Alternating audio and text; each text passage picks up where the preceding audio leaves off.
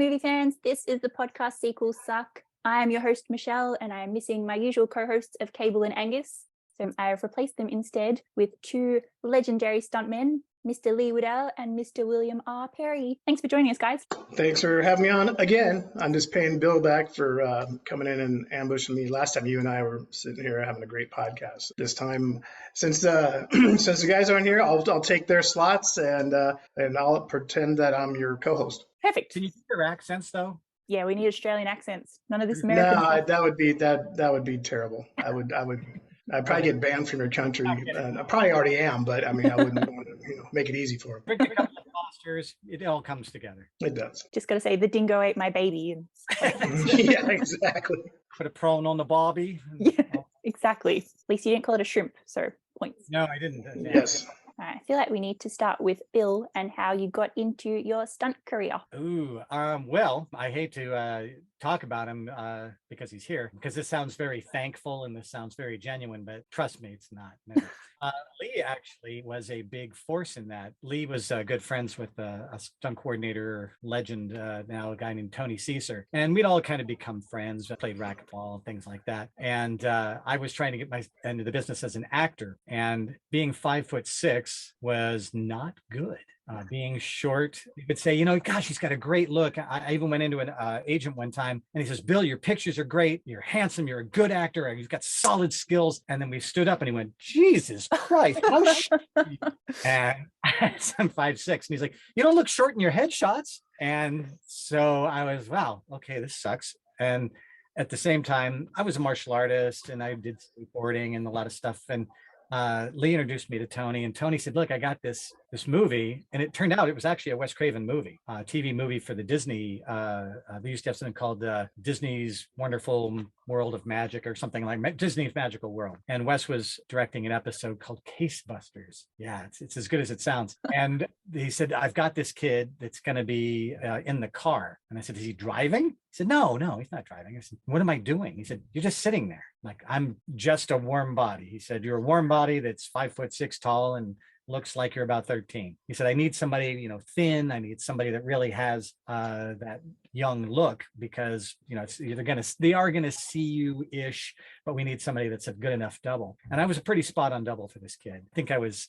25 at the time, and I still looked like I got carded for alcohol. You know, I didn't even look like I was 21, if not, you know, more like 17. And so he said, you'd be a good double for this. And I said, so I'm not driving. What am I doing? He's like, we're going to be driving and we're going to be doing some stuff in what's called the Los Angeles River, which isn't really a river. It's more of a big stone passageway through the concrete passageway through the. Where they filmed Grease, right? The Grease light? Yeah. There's the scenes where there's, you know, steep stuff. And so that's all we were doing. And I was like, that's it?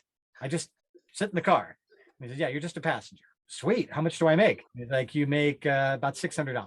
$600 just for sitting there in a car? And he's like, well, I mean, something bad could happen. It's unlikely. It was a Disney show, so there wasn't going to be any, and it was, you know, aimed at kids, television. So really, there wasn't going to be anything too racy about it. So I'm like, I'll take it. You know, it'll get me my first credit, you know, as being in the movies. And, you know, when you're trying to get an agent, you want to see what you've done already. And so at least I've done a television show. And so I got that. And then Tony said to me, do you like this? Yeah, you know, it was fun. And he's like, because there's a lot of guys out in the business right now. Most of them are like Lee. Lee was very, very typical of what most stuntmen were, which was 5'10", maybe 6 foot, 180, 200 pounds, you know, Indiana Jones, you know, shape and size. And there was about 5 guys that were about my height and weight. There was probably 300 working stuntmen in the whole world. Wow. There's never been a huge stockpile. They're always a very narrow set. And so he said, but there's like 5 guys. And the guy that I was going to call is just a bad guy. He's just not a nice guy. Nobody likes working with him. He's very full of himself, and he treats you like he's doing you a favor for coming out to work. And so I could turn you on to some other guys, you know, get some pictures made. We'll put your name around. And unlike most people trying to get into the business at the time, I just get a call. And there was no auditioning, nothing. Call you up. You ready? Can you be doing something on Thursday? Yeah, I'm free. Okay, you're booked. no audition, no waiting, no kissing asses. Well, that part came a little bit later, but there was no, you didn't have to schmooze. You didn't have to go to acting classes. You didn't have to do any of that crap. And so people would just call, and there was enough work out there that I was busy for 10 years, 12 years. Wow. I looked for work and I did hustle, as we call it, but it wasn't nearly the stress that acting was. I mean, you were out there against 10,000 actors. I'm up against 5 guys. Mhm. And if they were all busy, it didn't matter how crappy I was. They still had to hire me. Like, I put somebody in that spot and union. So to make a very long story even longer. No, because the union, you were saying before we started recording, is not the easiest to get into, is it? Like, to get a union card. Want to tell that story again? Yeah, and Lee knows this story. This was the scam of the century at the time. I wanted to get into the union, and at the time there was 2 different unions. There was the Screen Actors Guild and the American Federation of Television and Radio Artists, which they call AFTRA. And if you were in AFTRA, you could just buy your way in. And if you worked on any show, and I mean anything at all, as an AFTRA performer, and you stayed in the union and you paid your dues for a year, you would automatically get added to SAG. And so I had already paid my way into AFTRA, had been in a year, and I called the guild one day and I said, so what's it take to be a producer? And they said, well, you sign this piece of paper. I'm like, really? Send me that piece of paper. And then they sent me this big, thick manual of all the rules. I looked through those rules very carefully. And I decided that I was going to sign up as a producer, who I gave a fake name to. And that fake producer hired Bill Perry. And I worked at an insurance company right across the street from Warner Brothers Studios. And I was the office manager guy. So I determined who got phones and who got, all the paperwork and had copier machines and all this kind of crap. And so I set up a phone just for my nom de plume, my new guy, Aldini Productions. And so one day I get a call and he said, hey, Bill, it's I'm calling from AFTRA. And I said, oh yeah, what's going on? And they said, it looks like you've been hired. I said, oh my gosh, what great news. They said, well, we're gonna make sure that everything's on the up and up. He has to pay your salary in advance because he's new. And I said, oh, okay, well, call him and let me know how it turns out. So she picked up the phone, and I mean, within a minute, the other phone, hello. She said, hey, is this Jerry? And I said, yeah, this is Jerry. She's like, huh? So what? She goes, no, nothing. Hey, are you hiring Bill Perry? And he said, yeah, Bill's great. She says, yeah, I just talked to him. Something odd going on in this conversation. She said, huh. Anyway, so you have to pay Bill's salary in advance. And I said, sure, I understand it. She goes, can I ask you why you're hiring Bill Perry? I mean, he's not in the union. And he said, well, Bill's got a very specific set of skills that we're looking for, height and weight. It's a very specific thing. He can do something nobody else can do. She's like, oh, okay. She's, well, have you told him? He's like, no, I hadn't. She's, well, I did talk to him. I told him that you were up for it. And he goes, oh, was he excited? He goes, yeah, he was excited. And so she's definitely starting to figure something out. And so I paid the dues. In fact, I put she said, you have to put out a listing for any other actors that you might be looking for. So I put out a listing for beautiful redheaded girls who were about 5'6" tall, blue eyes. And that's because I really think girls that have red hair and blue eyes are really pretty. And I figure somebody's going to send me a million pictures. Why shouldn't it be people I think are attractive? I had to do it. And so I get all these pictures and I recognize this one girl. And I'm like, she's not in the union either. So I call her up and I said, hey, I'm going to be kind of pulling a fast one here. And she said, oh, can I be part of your pulling a fast one? And I said, yeah. I said, all you got to do is pay your own salary and you'll get into the union too. And so a couple of weeks go by and the lady calls me back and she says, she calls the number and she says, hi, I need to speak to Bill Perry. I said, oh, this is Bill. And she said, hey, well, Bill, everything's booked. And I said, oh, great. She goes, I'm just going to call and confirm with your producer. Okay. Click. Oh, she's like, say something else. Said, this is Jerry. And she's like, you can't do this. I said, what? I'm sorry? She goes, you're Bill Perry. And I said, oh, I'm sorry. This is Jerry Aldini. She goes, no, it's not. And I know it's not. And you're not allowed to do this. And I said, I don't understand. She said, you can't just hire yourself to get into a movie. I'm sorry, I don't understand. And she's like, I just talked to you on the other line. And I said, I was on the phone a moment ago, but no, not with you. And she's like, look, the union really frowns on this sort of thing. You can't do this. I'm gonna have to come see your filming. And I said, oh, come on out.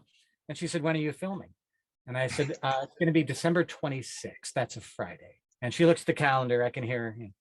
It's like day after Christmas. I said, yeah, that day's I don't have to pay overtime, do I? She's like, no, you don't. But you know that.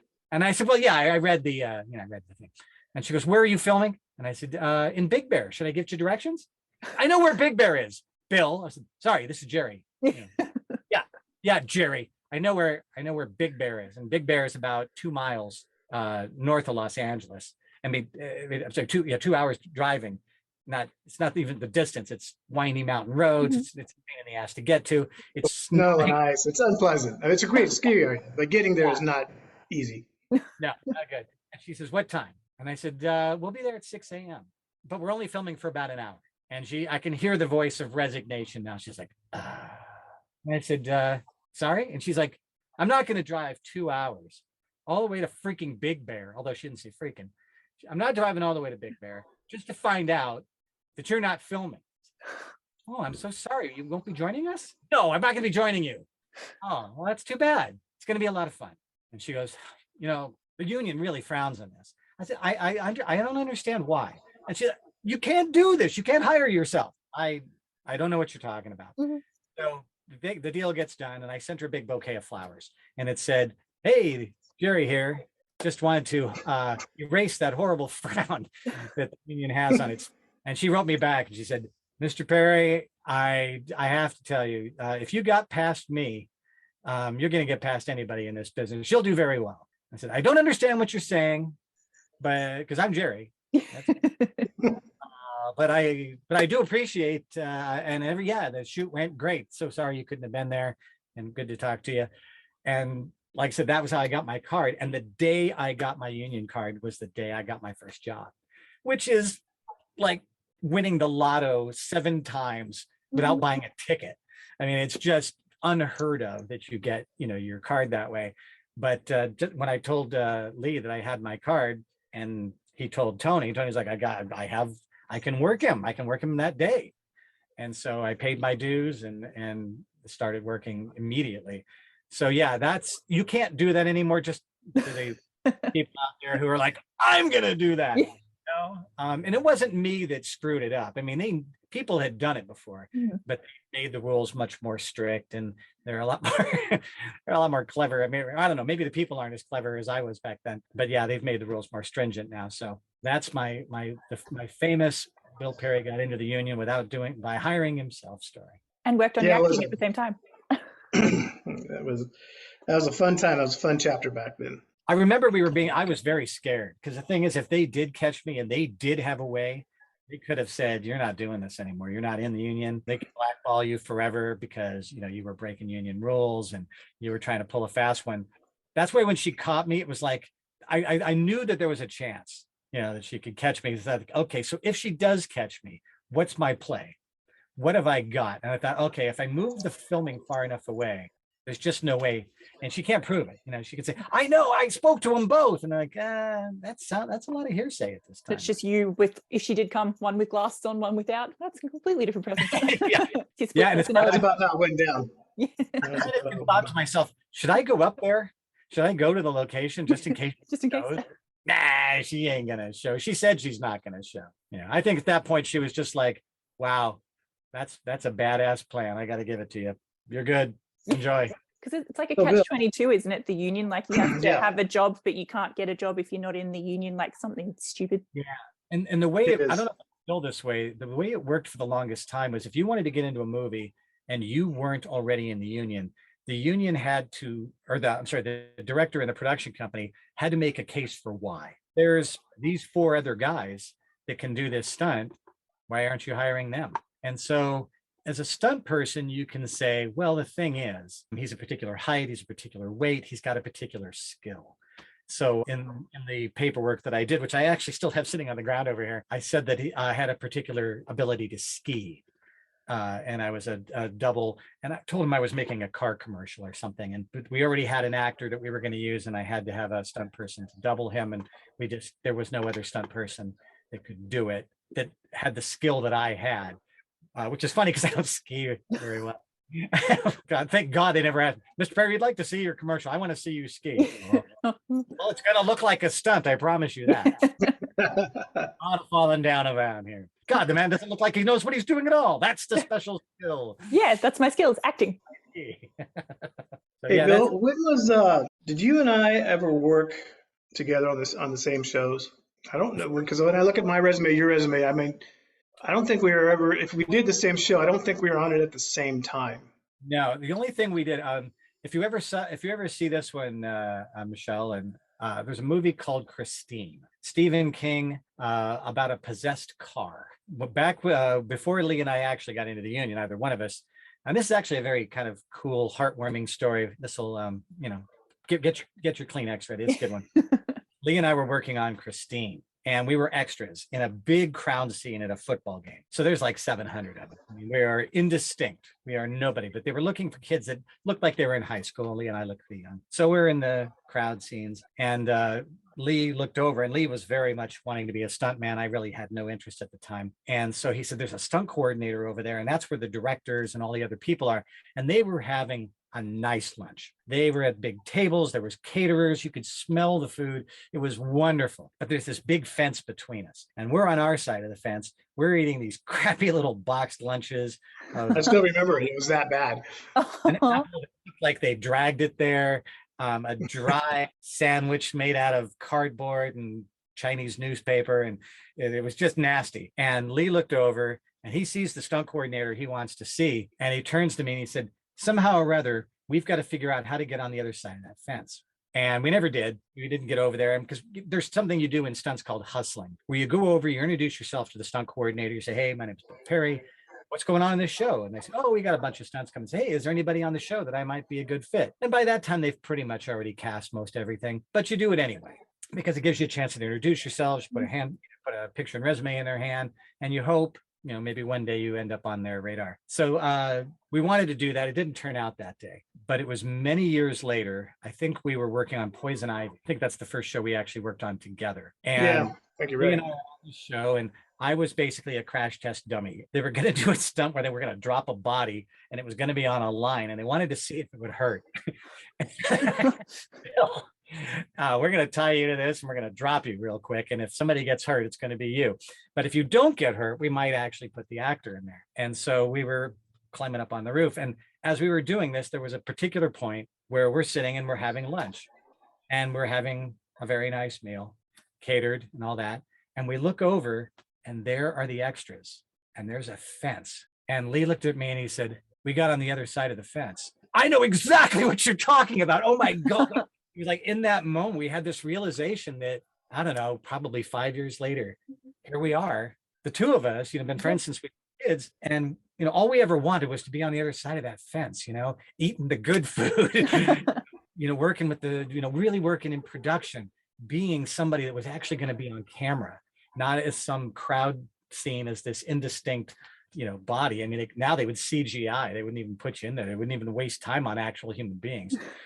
And there we were. And in that moment, we both remembered that moment like crystal clear. It was like, we're on the other side of that fence. How crazy is that? I mean, I always say that people who pay you to do things you would do for free, if not pay them. And here you are getting paid a stupid amount of money for doing something that's so much fun that people would give their left arm to do. And here you are, you get to do this. And people all over the world want to come to Hollywood, want to make it in movies, however that's going to be. You're an actor, you're a filmmaker, you're a cinematographer, a stuntman, whatever. They come here for that. And the chances, I think they say that 95% of the people in the Screen Actors Guild, those are the ones who got into the guild. 95% of those people never make more than $2,500 in a year. Wow. Yeah. So that's not a great piece of information to find out. So knowing that, and then saying, not only do I know somebody else, we grew up together, we grew up together doing this. And here we are working the same movie. I mean, what are the chances of working the same movie? Lee and I don't double the same people, obviously, but the chances of us being on the same show at the same time is pretty astronomical. So there we were, and that in that moment, and then again, both of us having that same flashback, like an acid flashback, 15 years, we're going, wow, this is what we said we were going to do. Yeah, and we've done it. And we did it. Yeah. What are the, I mean, it was really, I remember in the moment, really kind of looking at him like, right on, dude, you did that. That's pretty cool. Yeah, it was a good career, it was fun. We've both done Nightmare on Elm Street, but not the same ones then, obviously. Right. Yeah. So once again, I laid the foundation on the first one. Made Yes, the original. blockbuster. Yeah, like the original. Like a fine layer of manure, in case Yes. And then, Bill, when did you jump in on that? Was it 2, 3, 4, 3, 4, 5? What was your run on those? I was 3, 4, 6. Okay. So yeah, and what's funny about that, I don't know why I do research like this, but knowing we were going to do the podcast today, one of the things that struck me was people think of, you make a sequel because you want to make big money. You guys doing sequels suck. You know the game here. People do a sequel because it's the fastest way to recoup $20 million or whatever it is. That there's a built-in audience. You have a success. You have to follow it up. And interestingly, people think, well, on the second one, you're going to have a bigger budget. Well, I just had to know because it just kind of came up in my brain. So I did a little research. And one of the things I found was that the first Nightmare on Elm Street that Lee did had a $1.8 million budget, which was not the shoestring budget that a lot of films did. I mean, this wasn't Wes's first film. He did Last House on the Left and Hills Have Eyes. And those did well enough. And those were shoestring budgets. Those were no string budgets. I think those are under $1 million. And I mean, when we were doing Nightmare 1, it was just above low budget. We had a little extra money in there, but 1.8 was. And they spent it on the big star at the time, which was John Saxon of Enter the Dragon fame. Yeah, he got a chunk. I forgot how much we paid him, but it was a good piece of change for him at that time. And they bought John Saxon because they needed a name, and they knew that in foreign markets, because of Enter the Dragon, that John Saxon, and he done some other stuff, but John Saxon was like the name that they were going to get. Johnny Depp was not Johnny Depp. No. Just Johnny. He wasn't anything. So Wes had a great mind for finding the right people. He picked great people. I mean, Nev had done Party of Five and some other things, but she wasn't the film star that she was. And that's true of a lot of Wes's movies. He found people that he turned them into stars. Patricia Arquette was in Nightmare 3. She was relatively new on that one. I mean, her sister, Rosanna, was somebody. David actually wasn't anybody yet. No, not then. No, not then. And so he found these people. He found the right people. But the thing was, after Wes did the first one, he wrote, I think, 2 and 3. And I know he wrote, obviously, the new Nightmare. But the funny thing was, the first budget was 1.8 million. The budget for number 2 was 3 million. Which is still, even at that time, was considered a shit budget. Then it went up as much as $5 million for 3. And then they thought, okay, we've got our formula now. We're going to make a crap load. We're going to give number 4 a $13 million budget. Wow. And it tanked. So the next one was back down to $5 million. So they'd be like, you know what? These movies don't do well when we give them too much of a budget. They can't make it back. And as I remember, the directors on those other films, they were nobodies at the time. Rachel Talalay became somebody, but this was her first, I don't want to say big budget, but this was her first real movie for a real movie. She was independent kind of thing before that. And I remember she was very tense. She was under a lot of pressure. She a female director, really, on a horror film. This was so to her credit, she was stepping into a difficult spot. And but she had this rather low budget, and people were like, and I remember at the time when somebody said, hey, you're going to be doing Nightmare 3, it was like, oh God, not another low budget. I mean, these things, I know they make money, but this isn't going to last. 20 years from now, we won't be talking about exactly. Nightmare on Elm Street 3 or 4 or 6, and when we did them, since they were low budget films, it was, this is what we're doing while we're waiting to make The Lost World. This is what we're going to do while we're looking to make, something substantial with this is not Spielberg, you're not going to get that kind of money and have those kind of budgets and have, the good food and all the rest. You knew that this was going to be, when you walk into these sets, they would always burn baby oil as background smell or background smoke. And it's nasty. It's on your skin, it's in your hair.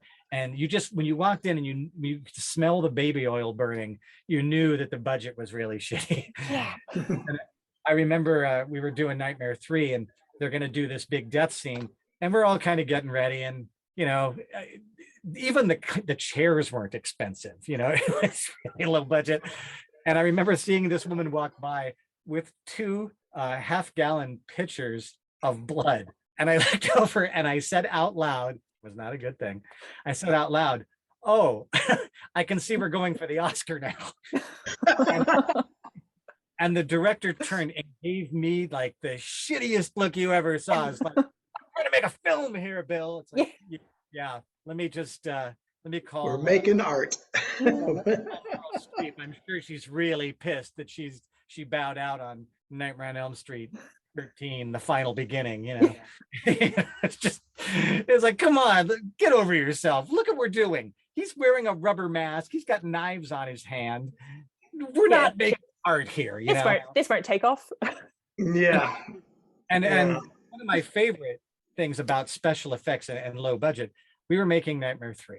I have to tell this story because it's my favorite Nightmare on Elm Street story. There's a scene, those of you who know the film well will know that Freddy becomes this massive snake and he rips up through the floor, and they had this thing where they had balsa wood and they would just pull this thing through the floor and it would rip up all the boards, and then Freddy's magnificent humongous head reaches out of the ground and poor Patricia Arquette's laying on the ground and he eats her, he chomps her down.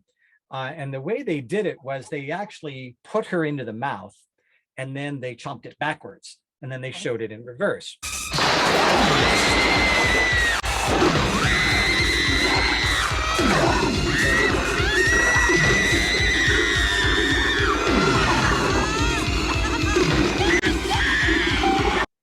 So this took a long time. And watching a movie, especially a horror movie being made, is like the most excruciatingly boring thing you ever saw. It's not fun. It's not fast. It smells like burnt baby oil because they're always pumping in this terrible smoke. And there's poor Patricia laying on the ground, basically being deep-throated by a big penis. That's what he looked like. All of a sudden, I wish we had that. When you go into post, Shell, pull that the clip in, because there's a still out there. There's a still shot that's just horrendous. And it's of Patricia being eaten, and there's a game that's going on, and Rachel, the director, was there, and she can start to hear it, and you can hear it, and it's making its way around. It's like being in 4th grade and somebody farted in the room. All of a sudden, it's making its way around like stink. And everybody's giggling, and the teacher's up at the front trying to teach, and everybody's giggling. And finally, she can hear it. She can bear it no more. They can't film because everybody's tittering away. And she goes, "What is so fucking funny?" And somebody way up in the, typical of these, some smelly grip in the light area goes, "Well, it's the first time I ever saw a penis eat a girl to get in a movie." Oh. And the place busts up and she just marches out. She can't take it anymore. She's so mad. But when she finally comes back in, she looks and there's no doubting what it is. I mean, when you see this still, you can't unsee it. He looks like a big penis and there's just nothing around it. And so she's like, take something and do something with that. Make it look not like a penis. And the fact that she had to say it out loud started everybody all over again. Oh. He laid down the law at that point. I don't want to hear another thing about this. And so somebody goes and gets some green slime and they funkied it up and made it look like a big green penis, basically. And when I saw it in the movie theater, I think the audience thought it was a penis too, because they're like, is that just no way around it. And I thought, how did you, I know that thing took 2 weeks to build. it's puppetry. The eyes moved and it had to go, there was puppetry involved. Somebody showed that to her. Yeah, how did no one notice? Yeah. I mean, did nobody wanted to say it, I guess. It just one of those things, it's literally the elephant penis in the room. It's like, I can't believe it. And I saw it in the movie and I had to watch it again recently, just to sort of prep for this. And I thought, I can't imagine there was ever a moment when somebody didn't say, dude, that can't be the scene you're doing. It's gonna be a laugh. It's not gonna be scary. No. Yeah. So and after that one, they still did 4, still did 5, still did 6. And I think I said this last time, I asked Wes, so when are they gonna finally kill off Freddy? And as it turned out, that was the next one, Nightmare 6, which I was in. And he said, they'll kill Freddy when Freddy stops making money. And they still haven't. I mean, the last thing we saw, I guess, was 2010, trying to bring him back. And I guess they made money, but such a critical flop. I don't think I didn't even know about it until today. I actually looked it up. Here's my prediction. My prediction is he'll get resurrected. I agree. They'll bring him back. They'll bring him back. We tried it 13 years ago. How much longer are they going to wait? And what are you going to do? You're going to make it CGI? I mean, it's going to be a Saturday morning after a while. Who knows? I mean, but like I've said it before, Halloween's 40 something years old. Yeah. Right. Scream's 26, 27. How much? What's 1984 for Freddy. There you go. So, I mean, you're almost what is that? 40 years next year? What's that? No, 2 years from now. Freddy would be 40 years old. God, I guess. Lee, we're really freaking old. Yeah. Stop aging now while you can. Stop now. Stay where you are. Yeah. Don't let it happen. I'm glad we survived being a stuntman as a young man, because it's a young man's game, and I still know guys that are in the business that are still working stuntmen at 60, 65. Wow. And I'm like, where'd you go wrong? Why do you need to be playing this game at that age? Mm-hmm. You don't need to be. There's a scene in the big scene in the train. One of the stunt women in the bus or in the subway car was about 75. Wow. And he didn't need to be a stunt woman, but the guy who was running the show was a really good guy. And he thought, you know what, let's just hire everybody in town. And they needed people of all different ages. And there was going to be some lights and there was going to be some shaking. And there was a scene where the Predator actually does one of these and grabs her by the face, but there was no stunt really necessary. She didn't have to do anything, but he brought out this legendary, stunt woman from the, 30s and 40s, that would have been doing the old John Wayne movies and stuff like that. And they brought her out to do it, but it wasn't like, oh, we have a stunt for you. Are you willing? It was like, you want to work? God, I would love to do another movie. That would just be cool. So it wasn't a real thing, but yeah, to do that game, I think I stopped it. I think I was 36, 35. Wow. I really just said no more, How old were you, Lee? What was your last show? It was in, I think the last time I can't tell you last time I was in front of camera. I think I retired out about 20, I think it was 2012, 2015, right through there. Not super long time ago, but long enough to know that I wanted to be behind the camera, not in front of it too much. Once you retire, can you then go on to like stunt coordinating? Like you can stay still in the film business if you want to? You need to make that jump while you're an active stuntman. You don't take the break, And I stunt coordinated a little bit. And by that time I was getting a little bit burned out, and I just never made that jump. I never even wanted to make that jump. I knew I didn't know. I know so many guys, another guy that we came up with, a guy named Jeff Haberstad, and Tony and these guys, they've been stunt coordinators for a long time, but like they could do burns, they could do high falls, they've done it all.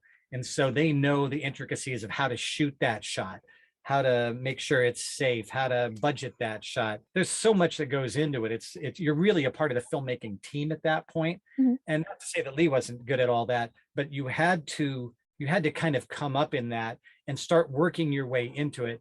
I ended up getting a stunt coordinating gig for a TV show my very first year. Wow. The absolute disgust of everybody I knew. Screw you, Perry. Yeah. That's totally unfair, man. But all it was an episode of Star Trek. And basically, I was already on the show for the week. And they said, hey, one of these guys knocks down another guy. Can you just be our stunt coordinator, hire the right guys? And I said, oh yeah, no big deal. So, and then I got paid for the whole week instead of just for a day or two. So that was cool. But I wasn't a coordinator. I mean, I could stunt coordinate a nice fight. That would have been a problem, which is all we had to do. But the guys that like Tony, I mean, these guys who can do fire burns. Lee did a lot of fire. Fire's scary, dangerous stuff. Even with all the people and all the stuff, it's something you can easily get killed on. Yeah. Precision driving. Lee's the precision driver, so Lee can do that stuff that I couldn't do.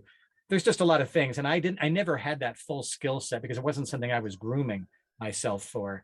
Whereas Lee and some of our other buddies, their whole world was my next step in this is once I stop being too old to get the crap kicked out of me on a regular basis, I need to move into this. And the money in that's better because you're on the full run of a show. You don't get residuals necessarily unless you do any work on camera, but you end up running the show, and that's a good place to be. But that was never my goal. Like I say, Lee did it and did some of it, but it's a schmoozer's game. There's associations, very tight knit group of guys that are very. If you think about it, maybe there's at this time maybe 200 movies a year done. There's 75, 80 active, really good stunt coordinators. Why would they want to let you in? And why would they bring you in as a first timer unless you had some special something? Why would they bring in somebody new? Why wouldn't you just use one of these guys who's been doing this for 10, 15 years, who's done 50 shows and kicks ass? It's one of those things. It's a pyramid, and there's very few people at the top of that pyramid, and they are throwing grease down that hill, not a rope to let you up. Yeah, and you have to remember, and it's still like that today, is that it's the insurance really drives it. So as a stunt coordinator today, you have to be able to have insurance and bonded and all that stuff, and they're not going to let some greenhorn guy in there that first time out of the shoot on big shows. So you'll see now the stepping stone process is like they'll take a very mature stunt coordinator and let him overwatch, and then they'll bring in another younger stunt coordinator below him, underneath him. And so that's kind of how it's done nowadays. And like the stunt coordinator might be the second unit director, but while he's busy stunt directing, even though he's a quite capable stunt coordinator, they're going to bring in a stunt coordinator because he needs to direct. He needs to get what the first unit director wants in the can. He doesn't have time to be messing around with stunts. He wants to shoot them. He doesn't have time to coordinate it. And there's shows where that could happen, but not necessarily all of them. Yeah. So there is a hierarchy to it, and it's like any other job. It's funny. I know people would say, I want to go to Hollywood. I want to be a stuntman, and they think that it's really about doing stunts, and it's not. I mean, I would say 5% of the job, 10% of the job is actually doing the stunts. The rest of it is getting the work, skilled enough and having enough skills that you are in a place to do it. Lee worked a bunch of crummy jobs. I worked a bunch of crummy jobs, working nights and weekends so that you could be available during the week, so that God blesses you with a job this week. You don't have to quit your job in order to take it. Lee was married. I was married. Your wife turns to you and says, how much money are you going to make this month? I'm like, I don't know. $50,000, nothing, somewhere in between there. maybe one, better chance of being down on that zero end than there is that 50,000 end. And so it's a lifestyle that you have to live. And that's why there's such a small number of people do it. And people say, but I did motorcycle riding. I was a rodeo guy. It's like, those are great skills. Those prove that you're very durable. But are you good at shaking hands and selling yourself like a whore? Just like one, almost in many cases. But you're out there, you're trying to make sure that people know who you are, and you got to present yourself professionally, yet they got to see you as somebody with some skills. And there's a lot to that part that's really, you can't teach it. And if you don't have it, you better be unbelievably good. And it has to be so unbelievably good that there's no one else even close. Otherwise, there is somebody else, and they'll hire him. He's already in, and I already know that guy, and he worked for Greg, or he worked for Jeff, or he worked for somebody else, and they'll just say, yeah, I'll just hire somebody I know.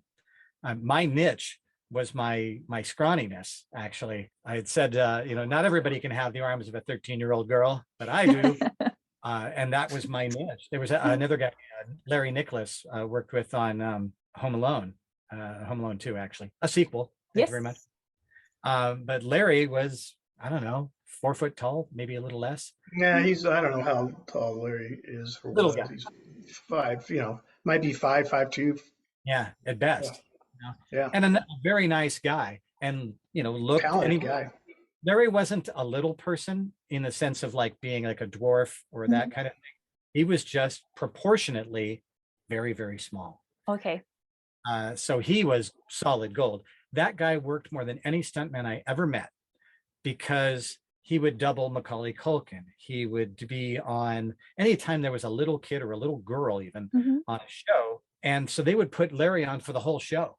Because the other thing about being a stunt double for kids, which was part of my world as well, was they would rather have that kid in class at school. And so if there was any reason, I did the Wonder Years for a couple of seasons.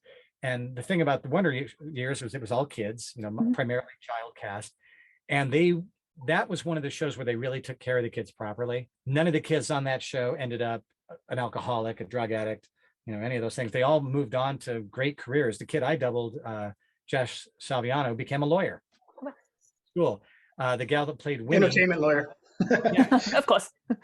He learned how people were getting screwed. The gal that was under who played Winnie, she ended up being a math teacher and a successful author.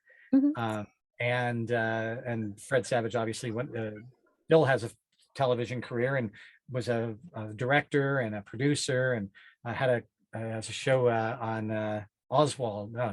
It was about an octopus of some sort.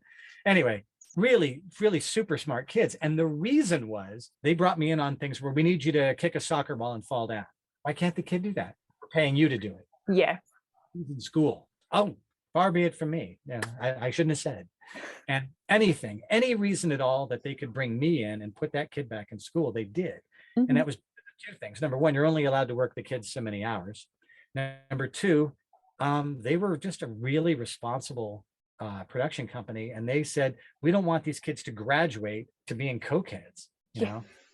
Sadly, I was Corey Haim's double for a number of shows. And that's what happened to Corey. He just could not get past it. He did a drug overdose. Corey Feldman had his problems too for a long time. And it was because they were like 13 years old, making $600,000 or more, with parents who were like, go to work, son. And they're in this adult world, and they're expected to be adults, they're expected to act like adults. Yeah. When we were working on Poison Ivy, I remember just sitting across from Drew Barrymore. We were all just sitting around on the ground, kind of shooting the shit between scenes. And she told us this backstory of her life of just being allowed to do whatever. And we need you to stay up late. Oh, I'll just do some coke. She was 11. Yeah. Oh my God, and she told these, she's come clean about these stories. I hope I'm not telling anybody anything. But that's the way it was for these kids. And so on some of the shows, fewer and farther between, they really did say, let's make sure if we can keep the kid in there, pay a stuntman $1,000 for the day. Put the kid in school. That's the right thing to do. Yeah, exactly. Wait, did I just say the right thing to do? Don't ever put those words in that order again. So my niche was this thing of working with kids, doubling the kids.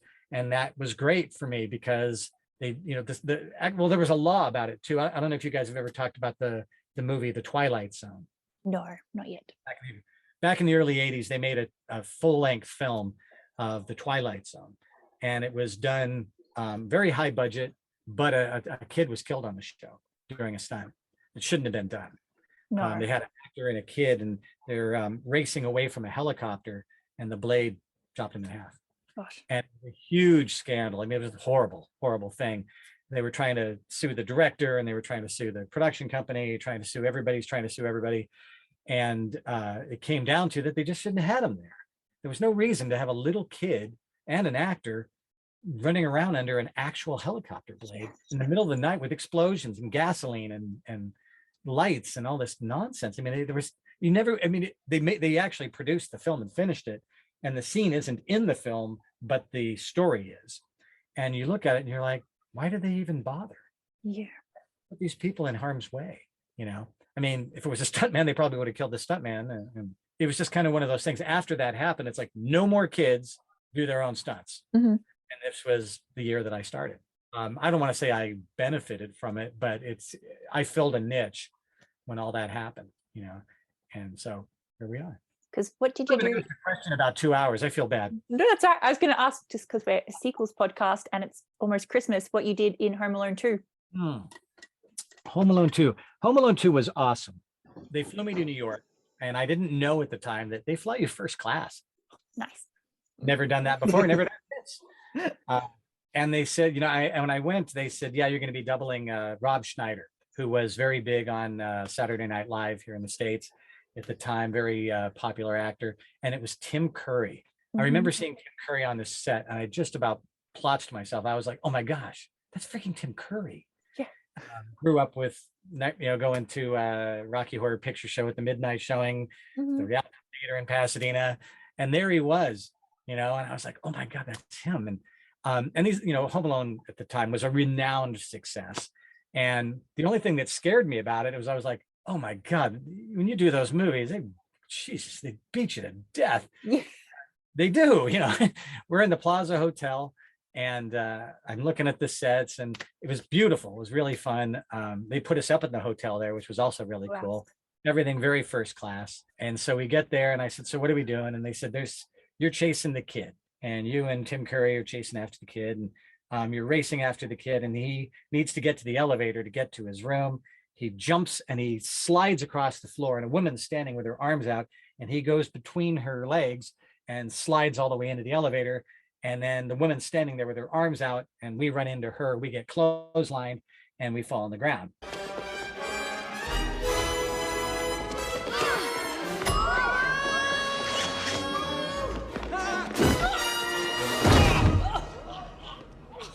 And so they wanted, true of all things, Home Alone, I want those feet high up in the air.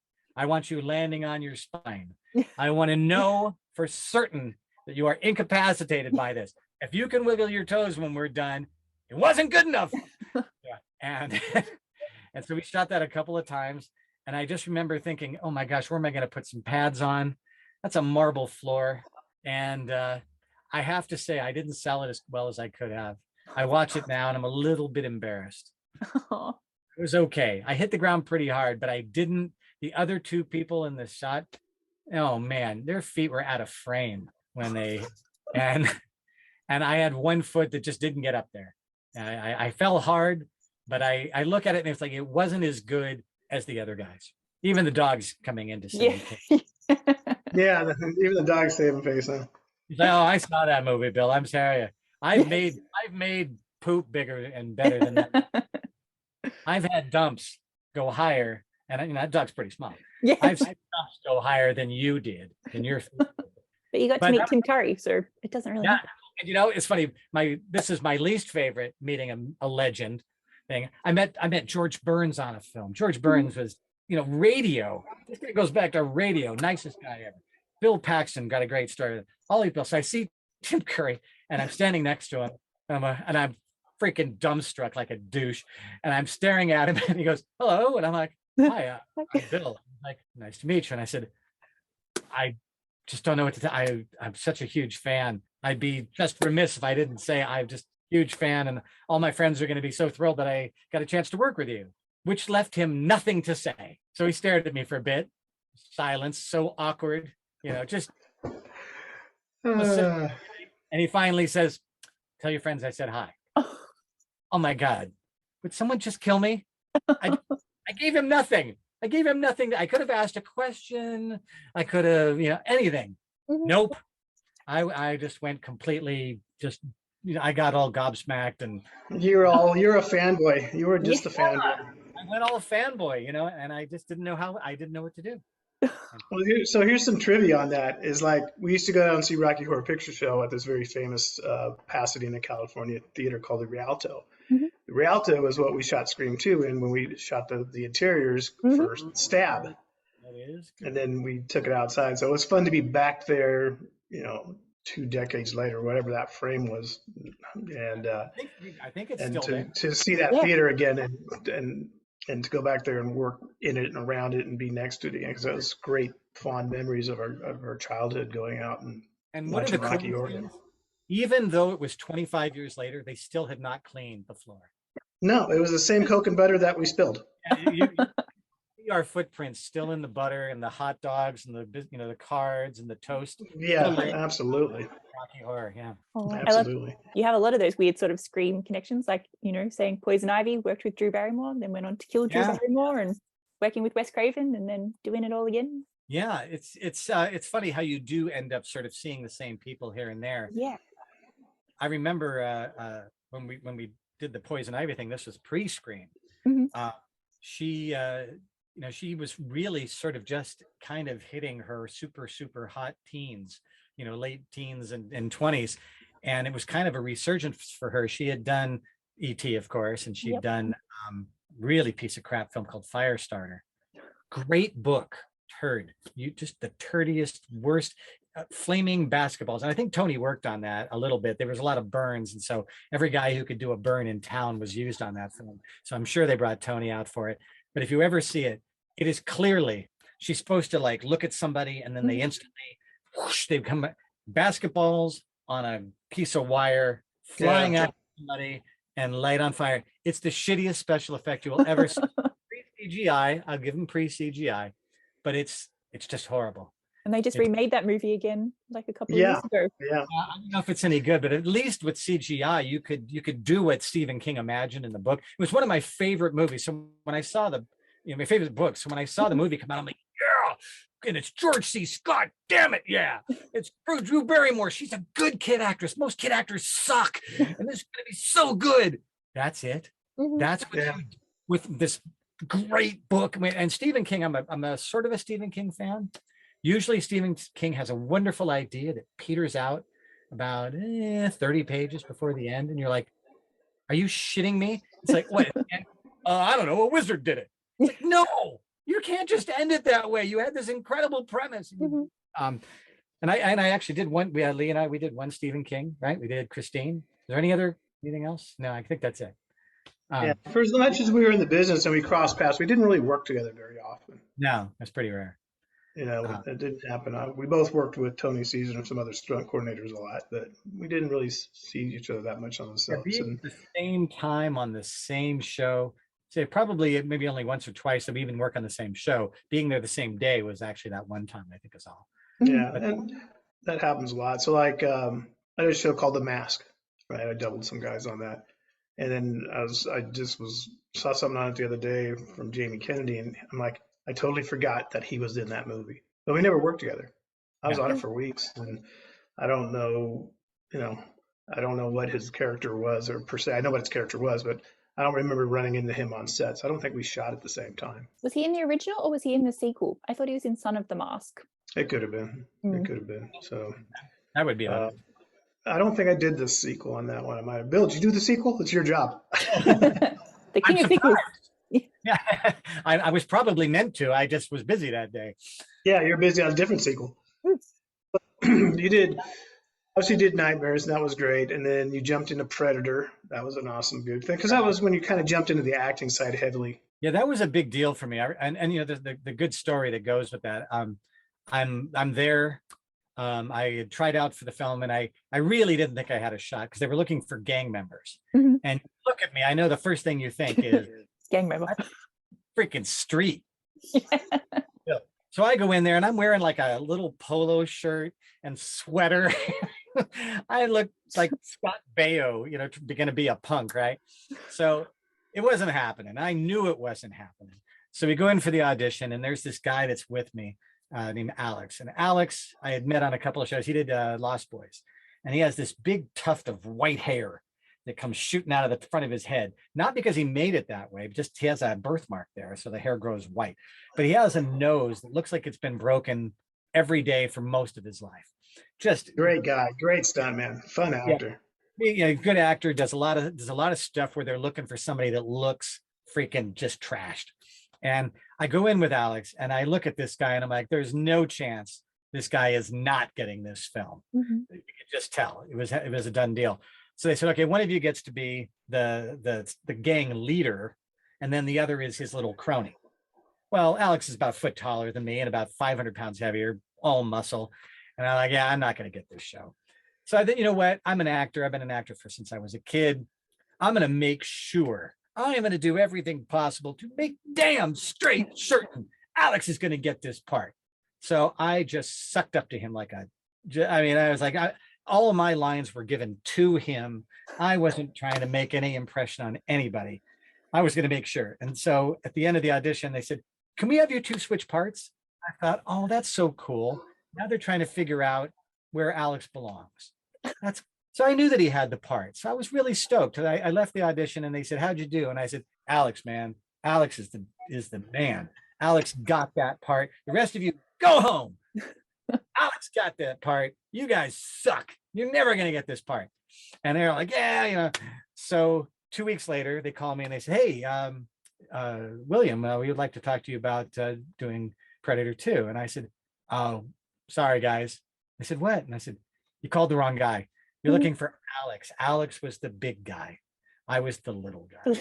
Said, oh, yeah, we know. And they said, it was so funny to watch you taking this big guy and throwing him around like a ragdoll, like he was your bitch. I thought that was totally hilarious. And I thought to myself, and it's a lesson I tell other actors that I work with from time to time, make sure that when you go into that audition, that you feel like it is your job to make the other actors look good. Because of that, I wasn't concerned about me. I wasn't in there doing the biggest audition of my, brief career. I was trying to make some other guy look good. So I didn't worry about me. I gave probably the best performance of my life for a 5-line scene because I wasn't worried about me. I was worried about doing the right thing and giving a good performance. And, so they called me and said, okay, you got it. You look like a sympathetic dude. My partner here needs an operation, but we're a little short of cash, if you know what I mean. No need for that.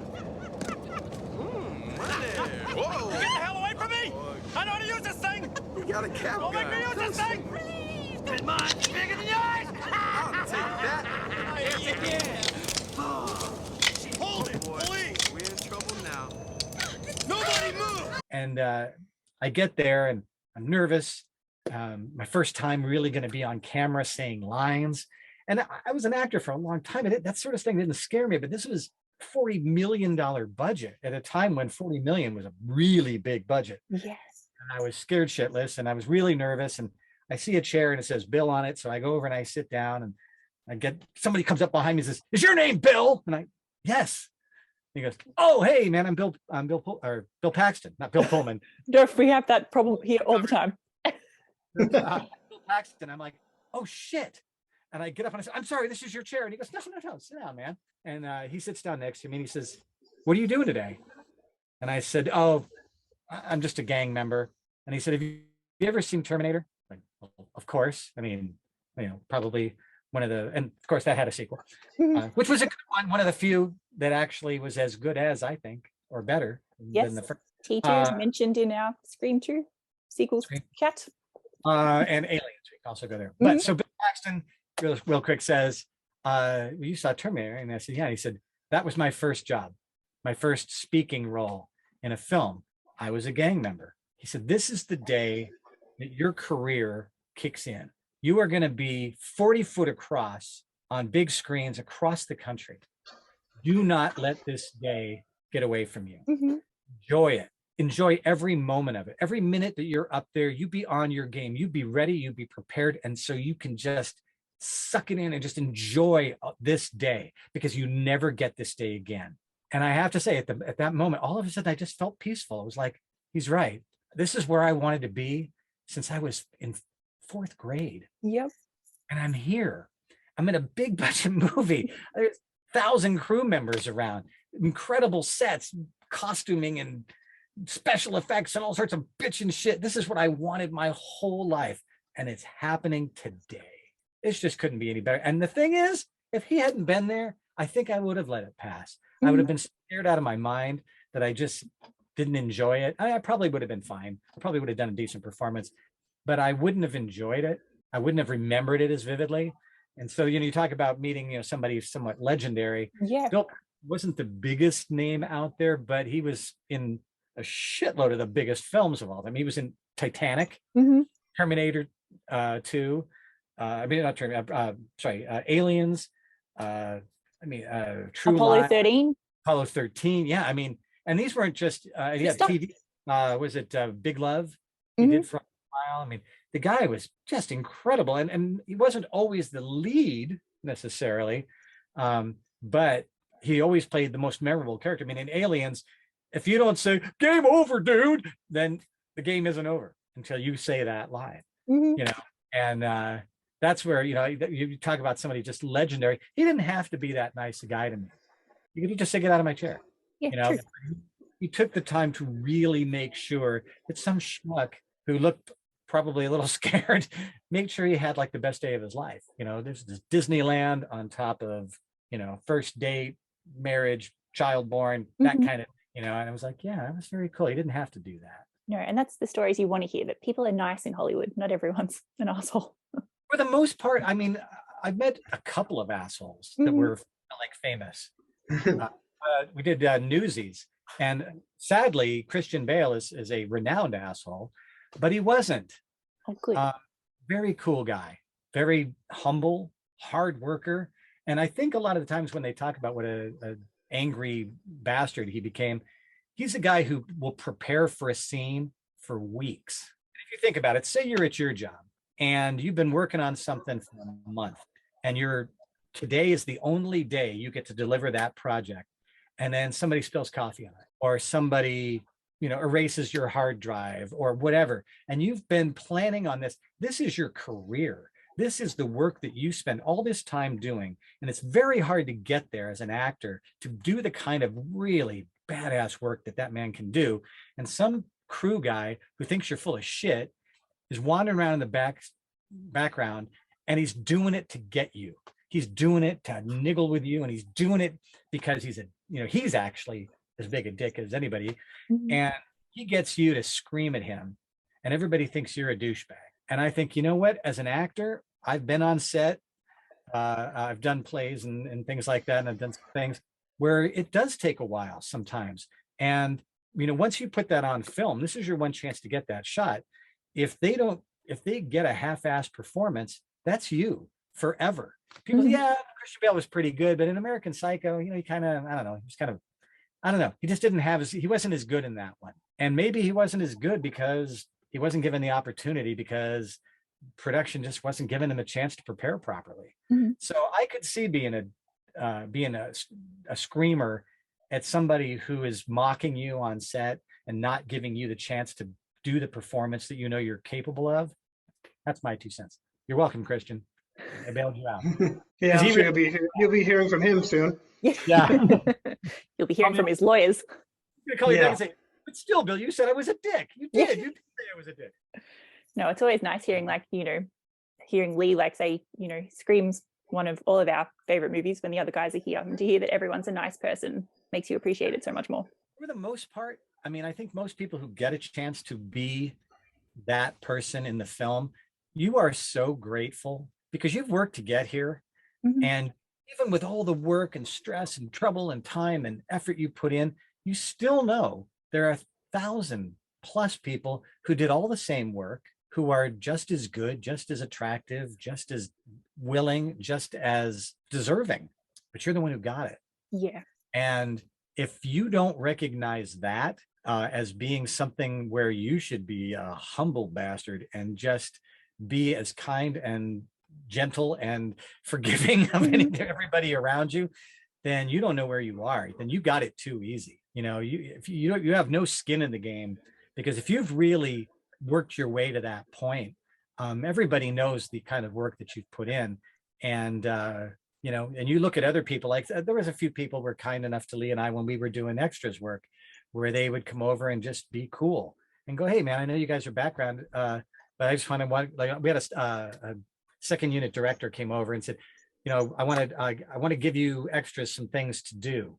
And you're like, what am I going to do? I'm going to be milling about. That's what the script says. Okay. Mill talk, mill talk. Yeah, yeah. You know, as one of the renowned lines you say as an extra is strawberry shortcake. Okay. You say strawberry shortcake because although you cannot be heard, Hmm. it makes your mouth move a lot. Yeah. A lot of symbols there. So it really looks like you're talking. And what they'll do is they'll have the actors be the only ones talking and everybody else in the background is mouthing something. And if you read lips, I imagine it's hilarious. But everybody in the background is silent. Any background noise you hear in the restaurant scene is put in afterwards. Mhm. You want to have pristine audio from the actors that are really count. And then the rest of you, you're just dubbed in.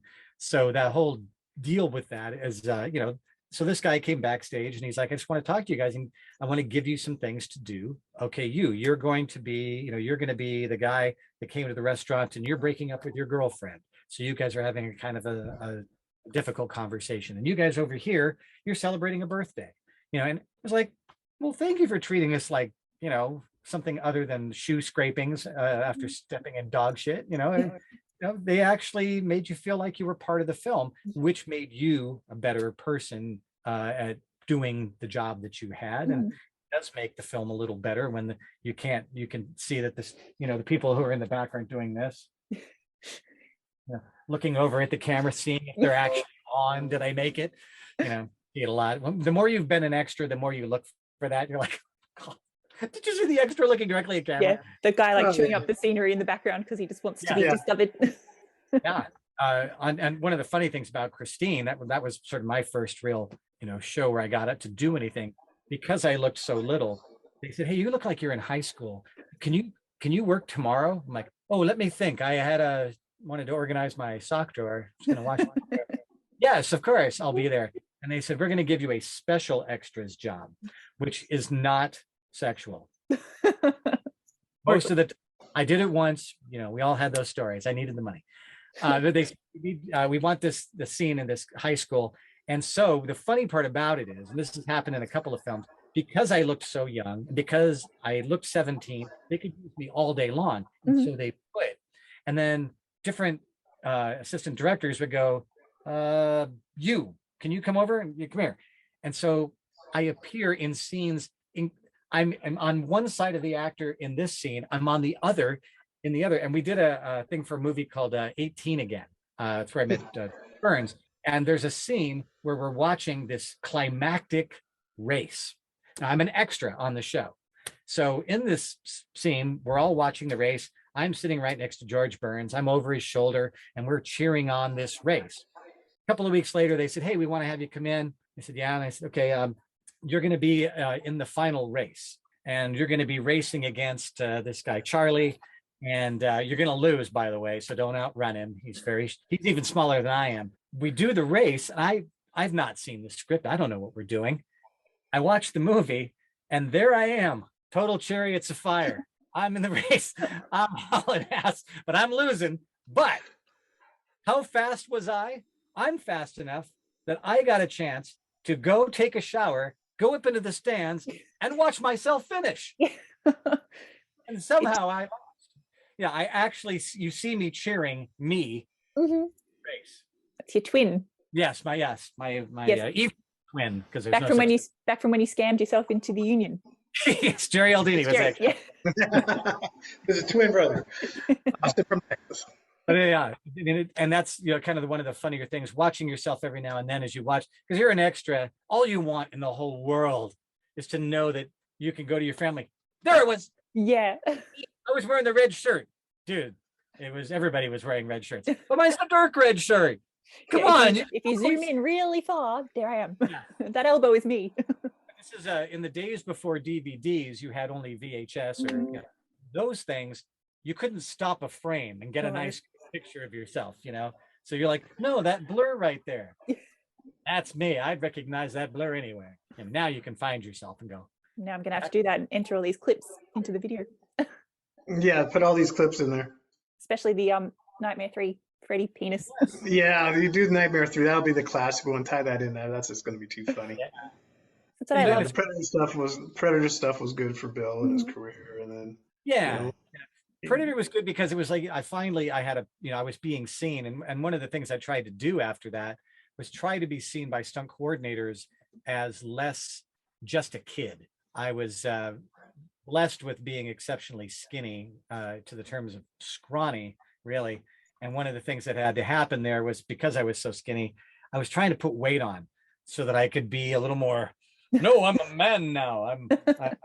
I weigh 130 pounds. Thank you very much. And I'm, eating 4,000 calories a day, and I'm going to the gym every day, and I still look like my sister. I mean, one of the last jobs I did was doubling Lori Petty, who was in what was that? Bates Motel. It was a crappy sequel. Thank you. It was a TV show based upon the legend of the hotel or the motel. And based on a Psycho. So yeah, I got to film on the actual set of Psycho, wow. the actual Bates Motel house At Universal? Yeah. Very cool. When I saw it, when we did Predator 2, we actually got to film on the same soundstage as Wizard of Oz. Oh wow. Yeah. And they will actually put plaques in the ground for certain films that were just, not just iconic, but like historic. And you look in there and you're like, holy shit. Wizard of Oz? Yeah. How cool is that, And when we were doing Hook, we were in the biggest soundstage that's ever been built.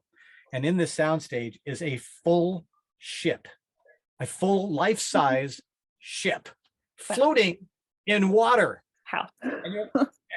And we're pulled into basically this big town, and the town is made of other ships stacked one on top of the next.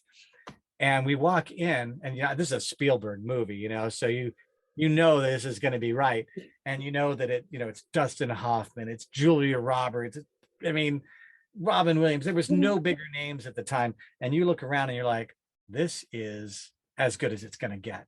It will not get better. Lee did Lost World, which is another one of those.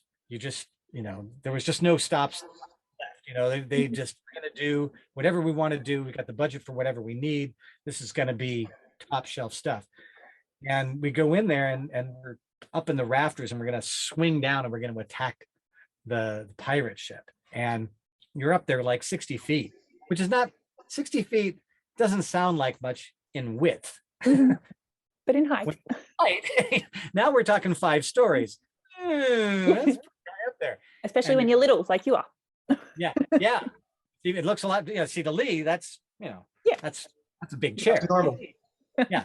So we're up there and we're swinging down to attack this ship. And I remember thinking to myself, I'm dressed as a lost boy, and we're hanging on these ropes, and we're going to swing across the ship, and we're going to swing out, and we're going to come up and over, and we're going to grab on, and we're going to grab onto the ship, and we're going to attack. And this was all pre-movie. They wanted to show Steven Spielberg what it looked like.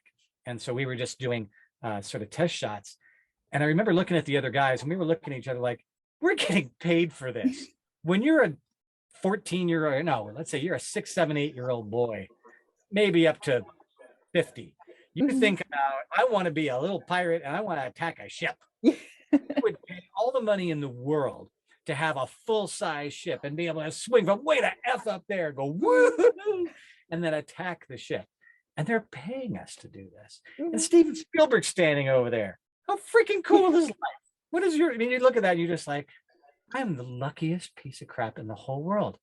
And you are, to attack a ship. And the sets were like, now the funny thing about it, we're doing this, and I was a little worried. I'm not a big heights guy. And you have a big rope, like a big climbing rope, and in it or around it is like a leather sheath.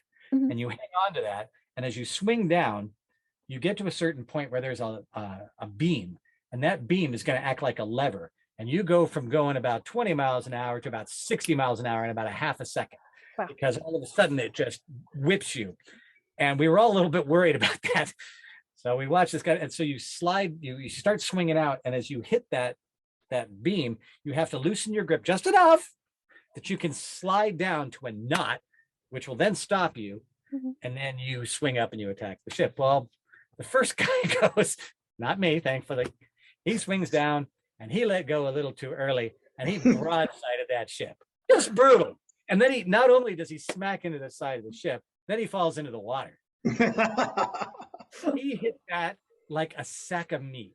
I mean, I will never forget the sound. Just like you threw like a 5-pound rope onto the sidewalk. Mhm. And as much as we all went, oh my God, the poor guy, we had to laugh first because that's fucked. And we were all, and it's like watching another man get hit in the groin with a football or a golf ball. It's not that it's funny. It's just, you're so glad it wasn't you. It's like, and as you're wiping the tears away from your eyes, like, dude, are you okay? I feel so bad for you. But yeah, so it's that kind of thing. When you get to, do these things, you think, this is the best job in the world. Nobody gets to do this. There are so few people in the whole world who get that shot, and I don't know, could you call Hook a sequel? I think so. You had me, no, I guess you could, because he was older now. Yeah, sequel to Peter Pan.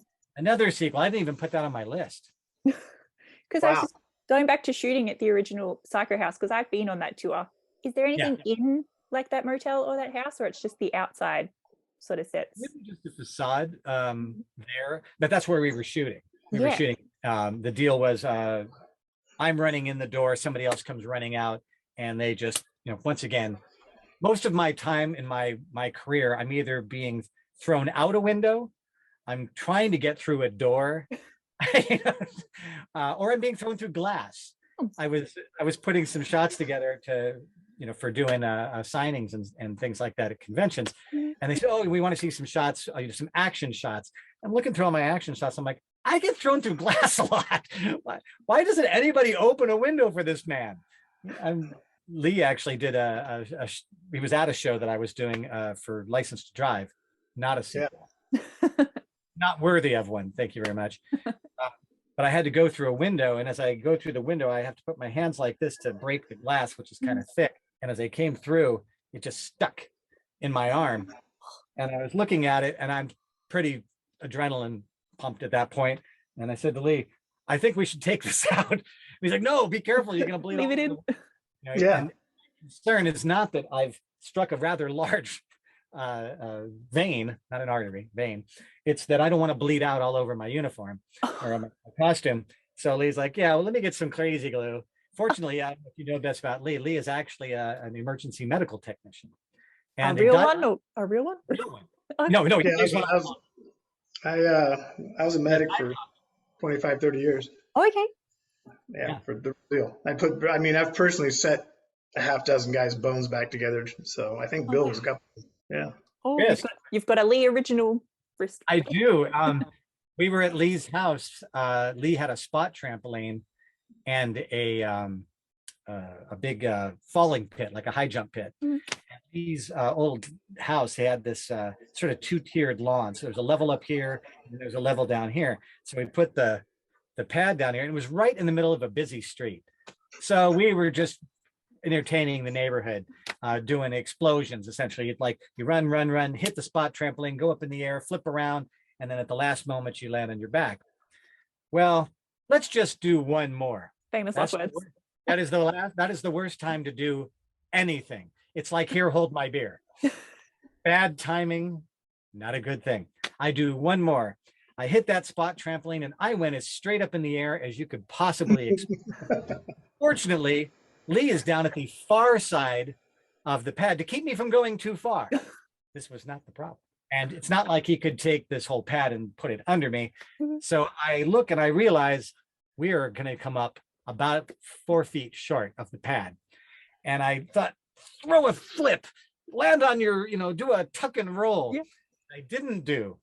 And I took my knee across this wrist, and it sounded a lot like celery being eaten. Yeah. The sound was actually worse than the pain. And Lee goes, well, you broke that. And I'm like, I don't know. Like, no, dude, you're probably already in shock. No, you broke that brutal. And so he went inside, he grabbed a magazine, some duct tape or something. Yeah, we had some gauze and a magazine, the splinter in the mouth, like, we're going to the hospital. Yeah, MacGyver and push it up. Although, and when I went in for that, I just happened, just by luck, there was a doctor there that was a hand specialist, just happens to be the doctor that was there And he says to me, well, we're going to fix this. And I said, thank you. And he's like, no, you broke this before. I said, no, I've never broken a bone before. He goes, no. And he shows me the thing. And he says, see this big thing in the white thing here in the wrist? That's where you broke it before. Now, son of a bitch, I told my mom I broke that wrist. She never took me to the emergency room. Bitch, you're on it. But yeah, so if I hadn't broken it, it never would be as good as it is now. Thank you, Lee, for breaking my wrist. Save the day. Putting it back together, barring Wes, because we worked with Wes all the time, so let's take him off the table. Do you remember director-wise who you liked working with the best? Ooh, directors. Favorite director. I would have to say probably from Predator. I mean, Wes was a very nice guy, but I didn't really work with Wes as a director, really. Most of the time when I worked with Wes, I was on second unit somewhere. So he would be like, I worked with Tony, and Tony was the second unit director. So Tony would tell me, I mean, Wes as a guy to work with was a very nice man. I did his website for a couple of years. I think we mentioned that in the previous, but I was his guy to do that. About the time I was getting out of stunts, I decided to go into web development. Wes was needed to hire somebody, so he hired me. But other director, I think, can't even think of his name right now for some reason, but the guy that did Predator, only because he was part of the casting process too. And he was kind enough and gave me that opportunity and was very friendly about it. And when we were doing the scene, he really let us ham it up and have fun with it. And as an actor, you don't normally get the opportunity to just do what you think you should do. And if they think it's a lot of trust for them to go, do what you're going to do. Really? Okay. Yeah. And a lot of actors actually don't want that too much. I mean, some do, some don't.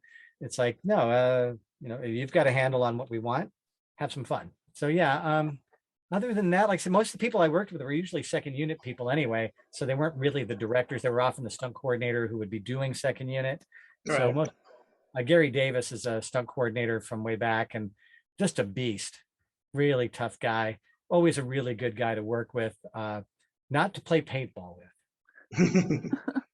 Not a man with he didn't have a lot of sympathy in his soul. If you got hurt, that was just funny. Yeah, I like Gary. Heck of a second unit director. Yes. Who was the director on Home Alone 2? Do you remember? Was that Home John Alone Hughes? 2 was Chris Columbus. Oh, okay. Same Columbus. as the best. Yeah. And another one where it was a lot of fun. I mean, they obviously were very good to work with. That particular show, there's a nemesis, my evil twin, whose name shall not be mentioned, but it's not Voldemort. Yeah. There's another stunt guy about my height and weight, and he was working on another film. Well, he was working on License to Drive with me, and he was kind of being a snot hole. And we had just done a stunt where we're riding on a bicycle, and I'm on the handlebars, and we are hauling ass downhill. And the crew and the police did not hold traffic back far enough, and we are out of control coming down this hill on a bicycle, and I'm on the handlebars.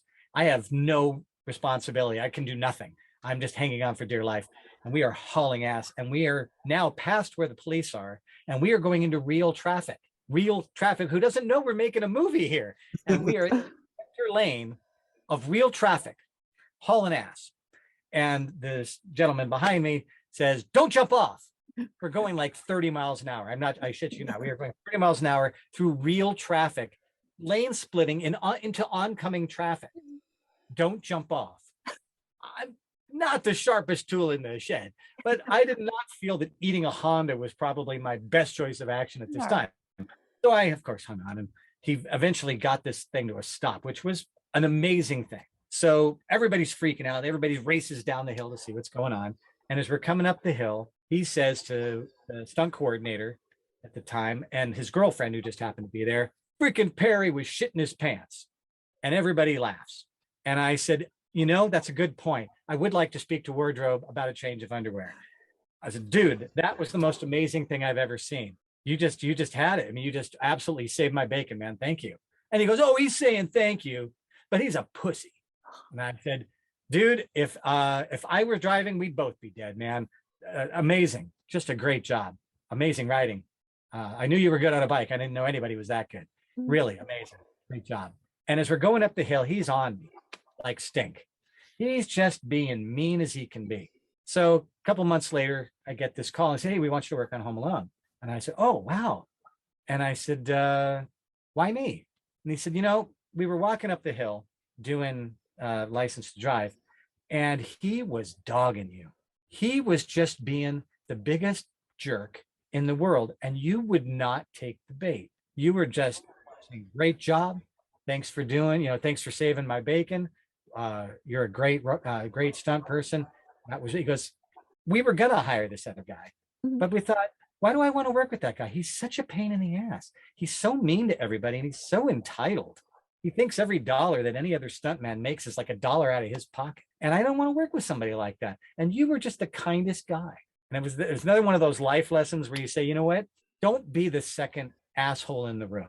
Yeah, it pays to be That nice. person wants to be that way. Let him do it, because that Home Alone 2 was probably the biggest paycheck I've ever gotten. And it continues to be because it's a holiday movie.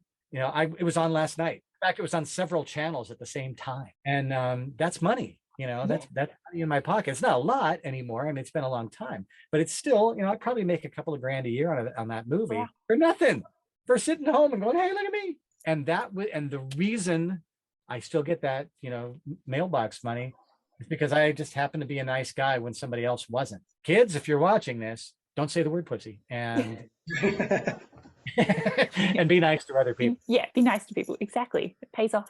You probably had some experience with that kind of vibe as well, where some people just don't know how to be grateful for what they're getting out. Yeah, I had a couple of shows where people were, and these stunt guys the film industry is a tough industry, bar none. They eat their own young. I don't care who you are. I don't care what producer or whatever director. The movie business is a tough racket. And if you don't have a hide and you can't handle rejection, don't come to play because you'll get eaten alive. So yeah, people used to talk smack about me or say something. I was like, yeah, big deal. Whatever. And very few people would ever talk smack to your face on top of that. So And how many of them are doing signings at conventions? Not many. Yeah, I don't know how many guys are still doing, and I'm very blessed, and that, and so does Bill, just to be part of that whole Scream Nation thing and the conventions and it's fun and it's all about the fans. Yeah. And that's we talk about all the sequels and that sort of stuff. I looked at Nightmare 3 as a throwaway. I really did. I mean, I didn't think that, it's one of a long string. Like my brother actually coined the phrase, Nightmare 6, the final beginning. It's like, it's going to go on for a while, but this is going to be the last time we're going to start. This is our final beginning. And I looked at those films as being very much kind of, incidental. But we went to go leave at one of the shows, and I happened to see that Ira Hayden, an actor that I doubled on a couple of movies, he was also in Elvira, was there. And I kind of pushed my way through the line and kind of butted in front of a lot of people because I wasn't going to actually get his autograph. I just wanted to go say hi. And he was the nicest guy. He was so kind. But I looked at the line. There were so many people who just wanted to see him. And I'm thinking, I forget that movie may be somebody's favorite movie. Yeah, exactly. You just never know. I mean, and you don't know why. I guess probably my favorite movie wasn't necessarily anybody else's favorite movie. I know a lot of. I'm one of my favorite films is not Miracle on 40th. What is it? Wonderful Life. One of my favorite films, and I know people hate that movie. They think it's saccharine BS. But there may be people out there who, for whatever reason, maybe it was a first date, and they took a girl to see Nightmare on Elm Street 3, and it was just like the greatest night of their life, And so that movie has something special for them, or it was the first scary movie they saw, or whatever the reason is. It doesn't really matter. The fans like those movies. I've had people tell me that Predator 2 is one of their favorite movies. I've heard people tell me they loved Star Trek, the first episode, which I did. And I remember seeing that and thinking, gosh, this really wasn't very good. I went to see the cast and crew screening and I was like, oh my gosh, this isn't going to last a week. And then it went on for 6 years and it's well loved. And my problem is I'm too hard on everything. As far as my opinion of it, I expect everything to be freaking Citizen Kane, or I'm not going to enjoy it. But that's not true of all these movies. And these sequels, I liked Aliens better than I liked Alien. I liked Terminator 2 more than I liked Terminator. Every now and then a sequel is better. Now, I'm sure there are people who didn't like, I mean, I know people didn't like Terminator 2 because they thought that Edward Furlong was not that great an actor. I could agree. He was a kid. I'm really, really brutal on kid actors, by the way. Oof. God, a sucky kid actor. Oh, God, I just fall apart. I can't watch a crappy kid actor. There's so many good ones, that there's so many bad. And so, when I like I said, doing the circuit of these conventions and stuff like that, I was actually at one of Lee's appearances, and the kid asked me, have you ever done movies? And I'm there taking pictures for Lee and just having some fun meeting people. And I said, oh yeah, I did some Nightmare on Elm Street. Can I get your autograph? I'm like, oh, come on. And they're like, no, really? I'm like, really? Well, dude, you're like part of my favorite movie of all time. I'm like, well, how cool is that? That's very nice. And it's a bit of glory days, it's a bit, but on the other hand, it's like, this meant something to them. This movie, for whatever reason, and I told Lee, the farther you get away from Los Angeles, the more that matters to somebody. If you go to someplace in North Carolina and you meet somebody and they go, you're from Hollywood? Did you ever meet any Hollywood movie stars? And you're like, yeah, I met a lot of them, actually. I was a man. They're like, no way. And their brains just explode and they're so excited. And it reminds you that not just that what you did was fun, but what you did is aspirational for a lot of people. This is magical. Yeah. And that's cool, because it reminds you that, yeah, there was a time when this was magical to me too. And I'm one of the gazillion people that got a chance to be a part of that. Even if the movie wasn't, some fabulous thing, it wasn't Schindler's List, with Nightmare 6 or something. But for somebody out there, that's a great movie. Yeah, exactly. Well, yeah, I still say that to Lee, like, Scream's my favorite movie. Scream 2 is probably one of my favorite sequels. And like to watch clips back and go, holy shit, that's Lee, killing Drew Barrymore. It's a different, I mean, because you and I have a relationship, so to speak, outside of the webcam thing, and through Instagram and just chit chatting, and so it puts a different take on it because you know me a little bit more personal now, and it gives it a different vibe. But it's cool to be like, that's my friend in that movie, and like you've in the freaking Elvira movie, and like I'm the the spooky one on this podcast, and like she's one of the spooky icons, and the fact you're in the Elvira movie is very cool to me as well. Well, yeah, and that's the thing, when you do these things, I don't want to even say jaded. It's that you said you don't want to get all gobsmacked every time you see somebody that's famous. You do, but you got to keep it down. But you start to remember, that really was cool. And it's not being full of yourself to be grateful for those opportunities and to look back. That I remember when I started my most recent job, I didn't want to let anybody know, and then somebody during one of our little team meetings said, are you on IMDb? Yeah, I am. And he's like, are you as William Perry? William R. Perry. That's you. I'm like, yeah. And I thought, shit, there goes my credibility. Nobody's gonna like have any faith in me to do the job I do on a regular basis because of this, but it wasn't that way. It was like, holy shit, dude, you did a lot of movies. Yeah. And they go, and you did a lot of TV too. Yeah. I'm like, dude, that's really cool. And they weren't gonna tease me about it. No. Genuinely, like, that's really cool, dude. I mean, a lot of people had a life before the job they're on, they did something before they came here, and there's varying levels of pride in what you did before. This is one where it's like, I always told people when I did stunts, I don't expect anybody to be impressed by the fact that I'm a stuntman. I'm impressed by the fact that I'm a stuntman because I know what goes into it. And it was fun. It was all the fun you could have with your pants on. You got to do a job that other people dreamt of doing, that people, really, and like I said, you meet people, especially if you do these shows across the country, the conventions and stuff, the people who meet you, you're a part of their history. Yeah, exactly. Like the fact that you even both know, when you Wes Craven, like is so cool to people like us that love these movies. And yeah, it's like, what would people's first question, what was it like to work with Wes Craven? Yeah. And I don't mind telling them, even though I've told the story probably 10,000 times, because that story means something to them, because now they feel like they know him a little better and they understand him a little better. And they then tell the stories that I told to them, to their friends. I I talked to this guy, Bill, who was a friend of his, and he worked with him for like 3 years, and he did like 4 movies with the guy. And now their excitement is as big as mine is because you share that with them, you know?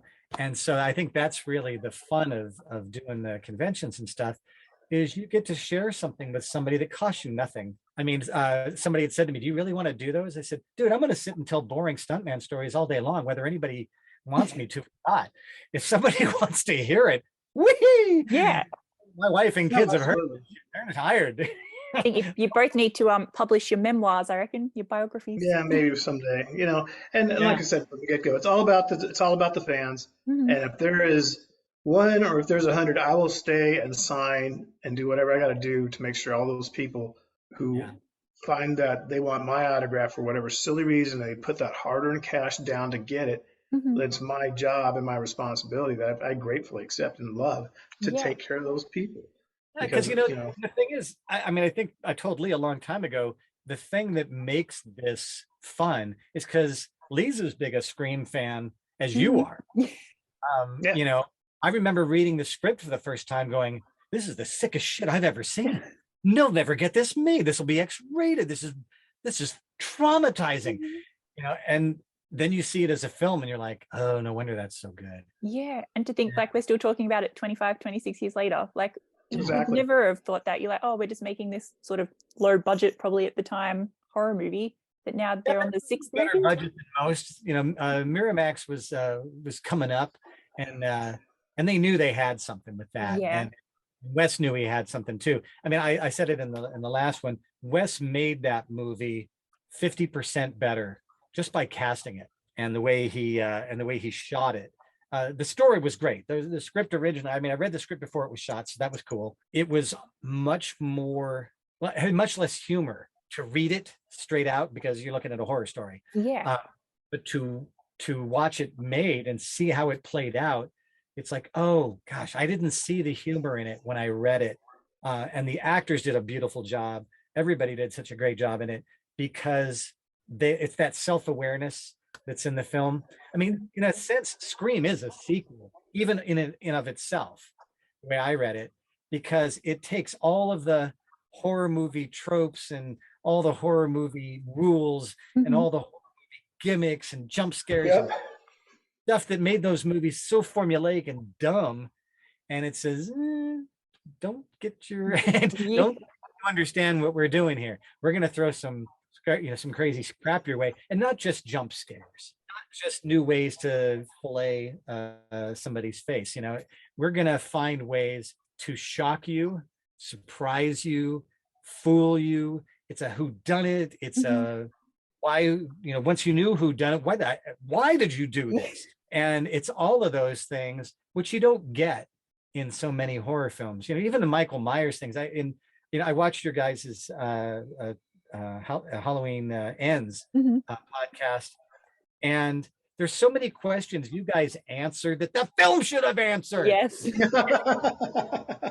Yes, my big one was read the book and you'll understand, and you shouldn't have to understand a movie. After I paid $14 to see this stupid thing in the film. And that's the mistake, you know. Again, they went back to the formula. Oh my God. Yeah, and then there's certain formulas in horror films and all that you have to do, but I don't know. It's lazy filmmaking. And that, taking us back to the overarching thing, is why sequels suck.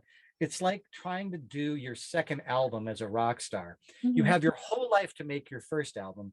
You have 1 year to make your second. And the reason Scream 2 came out better is because they said, wait. We just made total mockery of the rules and the formula. If we make a sequel that does it again, we're just as bad as every film we made fun of in the first one. Don't do that. You can't. You've established yourselves as being smarter and better filmmakers than that. And I think that's where, you know, 3, 4, 6, 10, 14, whatever they do of these films, they get into a formula, and it's a freaking easy bake oven of movies. It's going to be the same thing. And some people like that. I mean, I hate to say it. I mean, I just said, you know, somebody's third favorite film is Nightmare 3, and that's okay. But as the reason the sequels ordinarily aren't as good as the first is they had a great idea. And then somebody said, I need to cash in on this. We spent $30 million, promoting that movie that only cost $3 million. We've got a franchise now, baby. Let's start milking this cow, and they don't take the time that they did in Scream 2 and even Scream 3. I don't know. The other ones after that, I really didn't watch, gotta be honest. I just didn't know what they were going to do. I couldn't even guess that they were going to do something interesting anymore. Well, Lee's got a lot of opinions on those further ones. Yeah, I do. I mean, but I don't make any qualms about them. I mean, they just after since I left the genre, which was at the end of Scream 2, and that's when Tony and Wes parted ways professionally. I wasn't interested in anything to do with that franchise anymore. And even if I was offered the job on 3 or 4, I don't know if I would have taken it at that time. If they come up with a way to bring me back in on 7 just for some fun tongue-in-cheek stuff, I'd be all over that. And I've been talking to some producer friends of mine, and they got some low-budget horror stuff coming up. And they want me to come in and do some stuff acting-wise, maybe some. I'm like, that would be fun. It'd be fun because I don't have anything on. It's not my career anymore. So anything that comes out of that arena is just fun. It's just like these conventions that Bill and I are rocking and having good. As long as it's fun, I'll do it. When it becomes not fun or it's a labor or any of that stuff, I'll stop doing it because I don't need it at this point in my career or my life or anything else. I want to have fun. Or if people were no longer interested, if people were like, yeah, that franchise is done, and I don't think any of that's going to happen. It's the franchises are still, people are still watching these movies. I mean, one of the great things about cable TV, not your friend cable. One of the great things about cable TV is the fact that there's whole channels just devoted to a niche. Yeah. Chiller. I love the horror channels. And now it's, I know you're a big fan of the Christmas movies, Michelle. You can just sit and watch the entire Home Alone series for years. Yeah. And you can watch all the Nightmare on Elm Streets. You can watch the Terminators, and all those things. And I love that you can do that because it just says, I enjoy these movies. And I don't know who doesn't like those movies. I don't know if you're a fan of Groundhog Day. The Groundhog Day is one of those movies. I know people who didn't enjoy it. I know people who don't understand that if that movie is 5 minutes before it's about to end, I'm going to watch it from wherever it is until that 5 minutes is up. Whether it's the first 5 minutes, and I'll watch the rest of the hour. I'll blow off work because Groundhog Day's on. What am I supposed to do? Watch it? I mean, you can see the problem I've got here. And I feel that way about a number of movies, and whether it's a horror genre or whatever, people that are fans of these films that way, there's, there was a great thing that Wes had mentioned about how people ask him, are your fans kind of creepy? And he said, no, no, not at all. And he was kind of surprised by it. And they said, why? Why are they not? Why do you not feel that way? He said, the people who enjoy horror films are people who may be facing something in life that's kind of insurmountable, whether it's a health issue. Maybe they just look at life and go, God, life is such a challenge. I just don't know how to get through it. I want to own a house. I want to have a good job. I want to meet somebody that I love. And all of these things are just this insurmountable challenge. How do you even survive? That's what these movies are about. It's about being the final girl who, despite, getting beaten down and not being able to, everybody else has been killed. She's gonna make it. She's got that survival instinct and she's gonna survive. And she is, or you wouldn't be watching. Gonna die. I mean, that's again where Scream kind of flipped you out. But that whole thing is the people who enjoy horror films. And I thought it was the most kind and sort of loving tribute I ever heard, was this idea that the people who watch these movies aren't creepy. They're not gothic. They're not bloodthirsty. They don't, the cosplay thing is part of the fun, but the reason they enjoy these movies is it gives them a little bit of release from the stress and worry of not being able to survive in this world. And I know that's super philosophical and probably but bullshit, but on the other hand, it's true. Yeah, they're an escape. Yeah. And you get to watch somebody else suffer through and survive and succeed somehow. Somehow, whether it's luck. Hey, luck plays a place in all of our lives, or it's their determination just not to be a victim anymore.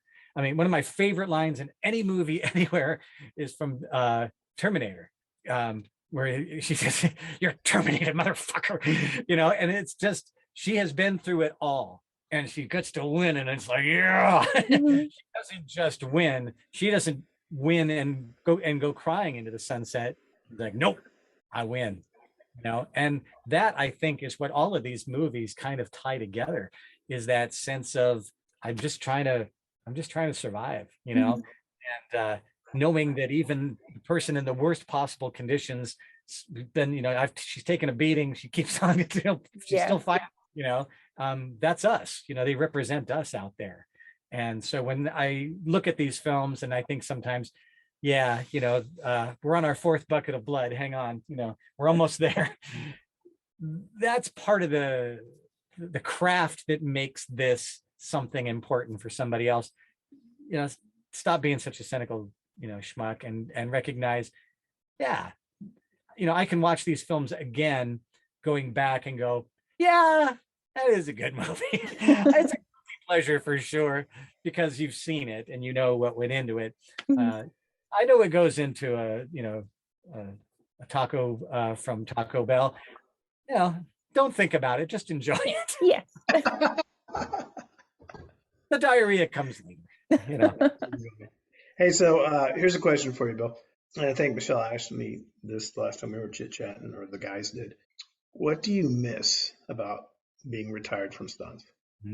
God, that's a lot. That's a lot. I hate to be as it really, that's one of those choke you up kind of questions. My wife asked me a while ago, we were driving by some set where I live here outside of Los Angeles. There's a lot of filming goes on out here.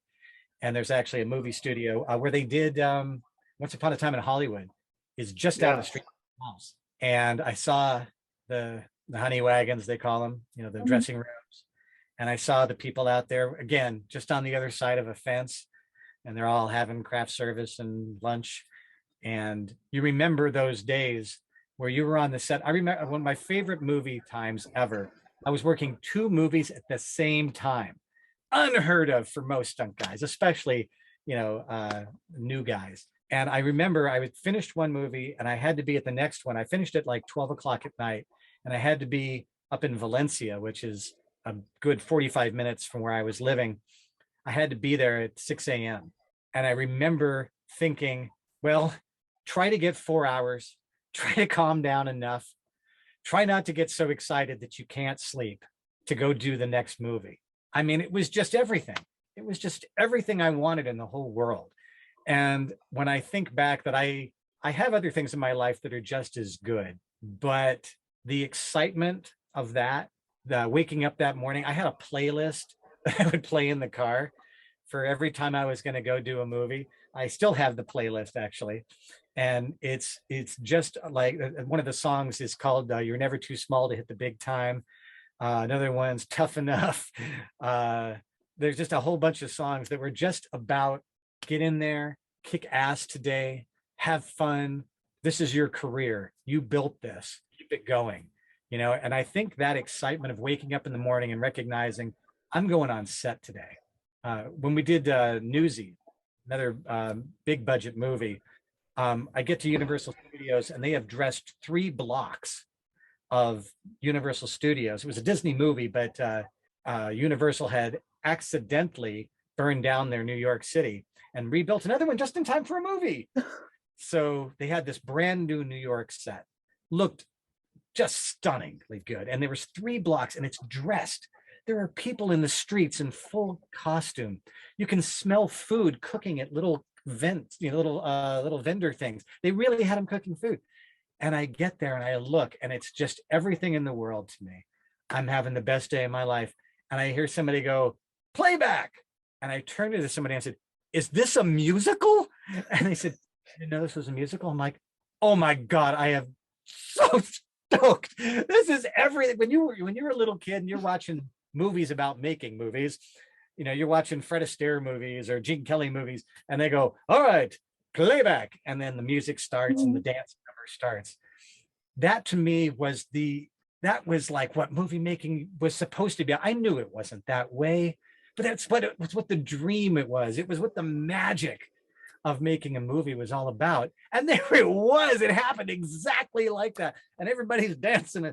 And I said to one of the guys, when do our stunts come up? Is it after the song? And I said, no, your stunts are to music.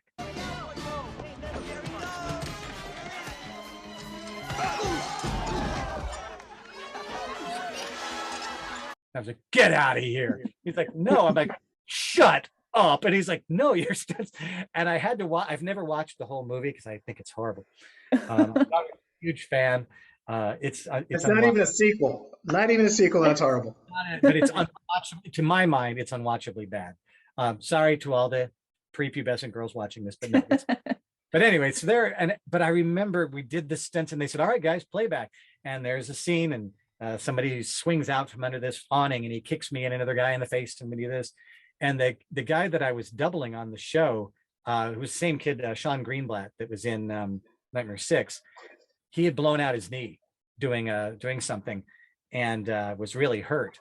And so they were potentially going to put off filming for a couple of days, at least his scenes. And the director came over and said, oh, no, he's not hurt. I saw him do a scene yesterday. And they said, no, that wasn't him. That was his double. And he turns and goes, you're not Sean. I said, no, I'm not Sean. And he goes, holy crap, you look like Sean. I said, yeah, thanks. He goes, would you mind doing some more stuff on camera? Yeah. Now, let me think about that for a little while. Give me a minute. Let me talk. Let me go call somebody. Got to see if I've got time. Of course I want to do this. It was those days where the best day you ever had just got a little bit better. Somebody just said, do you want to work a few more days on this show? And you're like, yes. I mean, I just remember those days and just thinking, this is a dream come true. And so few people get their dream come true in their life. That's very accurate. I mean, I did a thing I told you about, Michelle, where I got to travel with Michael Jackson for acting like a rock star, being on stage in front of 100,000 people every 3 nights a week. And somebody says, was that as good as it sounds? I'm like, nothing is as good as that one. No. I could talk about it all day long and I still wouldn't do it justice. It was the best. Of course it was the best. What does it look like? And so being just grateful, I mean, beyond measure. You talk about doing your memoirs. My friend, a good friend of Lee and I, passed away many years ago. Her name's Kelly. And she had said something before she passed about life is not about length. It's about depth. And I look at Lee's life and my life, and I think, God, we have been so blessed with experiences that nobody should have all of this luck. Nobody should be blessed like this. And so when we do the shows and the conventions and signings and stuff like that, I stopped poo-pooing why anybody would even care about me or Lee or any people. The point is, we've had these experiences that are just amazing and so fun and so just great that if I would love to be able to share that with people. I mean, I'm as big a fan of those things. When they say, what was it like? I'm like, I don't even remember I was having so much fun. And that's what they want to hear. They want to know that it was as much fun as it looked like. Not often. It was never as much fun as it looked like, because it was always fun. I mean, even when you got hurt on a show, I mean, Lee, you would say this, I imagine. Lee has, I told you, Michelle, about Lee's leg. Lee came back from doing Lost World and he was limping brutally. And it was because he'd been eaten by a dinosaur. People get to say that. And as much as it hurt, I said, are you going to be able to work tomorrow? Next time? He's like, oh, I'm going to be working. I don't care what it takes. Like, no, I did. I had took the weekend off. I was back on set Monday morning. Yeah, a few Novocaine injections, I heard, and you were right to go. Well, I didn't have any Novocaine, unfortunately, because I really used it. But basically, I got to the set early because I couldn't walk. I could not put any load bearing on that leg at all. So I got to the set super early and wrapped everything up and took a ton of Advil and just kind of positioned myself. And the stunt coordinator and the rigging coordinator took care of me because I was old school. I didn't complain. I didn't whine. Didn't go to the hospital. Did that stuff. I just sucked it up, and they let me rehab on the set. So they'd go, okay, you go watch these wires, and I'd go sit in the corner for 8 hours and watch some stuff that we were supposed to do, and then that'd take me. Then, the next day would be a little bit better and better, and then you're like, all right. And I got to the point where I could kind of walk with a limp, a bad limp, and they're like, hey, can you just do a 2-step or fall out of frame? So every time I would get to a point where I could kind of breathe and move better, they would crank up my PT. And I don't think they did it on purpose. This is kind of how life worked. And so then I'd just start, instead of, I'd have to take 2 or 3 full steps, and then fall out of frame. And it would hurt. I mean, it hurt so bad. And so I'd get through that. And then the next week it was, okay, well, this time we need you to run like you just got eaten. So you just run over here. And when you hit the ground, you pick up the dinosaur tail like you've been eaten. So then I'd have to run 25, 30 yards, and it would just kill me to do it. And then I'd fall down and so the whole rest of the film for the next 2 months was nothing but a rehab. And so by the time it was all finished, I was back to work. Screaming you hear when those dinosaurs are eating people is actually Lee just laying on the ground. Yes, me, Howlin'. Yeah, it was. Sound guy's like, what is that terrible screaming? I need that sound. Well, that's Lee. Yes, they were running hot mics on me because I was howling like a squash cat. Because how do you prepare for stunts? Like, how do you prepare to be like set on fire or thrown out windows? Like, it's not a normal thing to want to do. Like, usually you stay away from stuff like that. Lee is actually the better guy. Lee was a much more of the coordinator type. And in fact, on a couple of shows where I knew I was kind of over my head, I called Lee and I'm like, Lee, I got to go do this Monday. And he's like, okay, come over to the house for the weekend.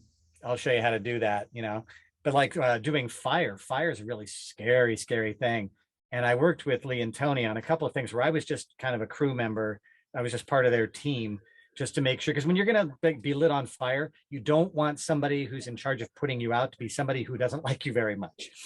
Sure. You really want people who like you, people who have a vested interest in you being out of fire when you're not wanting to fire anymore. And so I would work with these guys, and it's very scary stuff. I remember Tony Caesar had told me a story about how when you get lit on fire, there's only so much time before the heat from the suit just penetrates the suit and begins to bring your body temperature up. And once that body temperature gets to about 107, good night, even if you're not dead, you might as well be dead. It literally fries your brain. And you get there, I think the longest burn I ever saw Tony do was something like 35 seconds or maybe even longer. You Lee know the stat on it, but that's a very, very long time to be on fire. And you're doing this for a film. It's not like you're doing this to save your children's lives. It's painful, it's scary, and you have to have very, very strong skills, that you really know how long it is. And you have to have a great crew that's very vested in you not getting hurt and really watching everything very, very carefully. And so, yeah, there's certain skills that are really like, Tony is the guy. If you needed to get lit on fire, you lit Tony on fire. Very few other people with as much skill at that. Lee actually was kind of, I don't want to say apprenticed, but Lee was working with him a lot on that. Yeah. And so other guy you were going to call would have been Lee. It's like you worked with Tony for a long time. And he'd say, yeah, call Tony first. Yeah, Tony's not available. Okay. But I'm gonna talk to Tony first. He's gonna, he'll do all this for me. So it was really, there's certain skills that you just have to learn because it's so unique to the particular thing. I was telling earlier, Lee, about how you told me about how to do a car hit. Get up on the hood, gravity and speed do the rest. Don't make any corners. No corner. Everything got to be round. If you got an elbow, that's not round, is it? Round stuff breaks. Round stuff goes point, point, point, point, point. Roll. Go very yoga, or you're going to break things. You will get round eventually.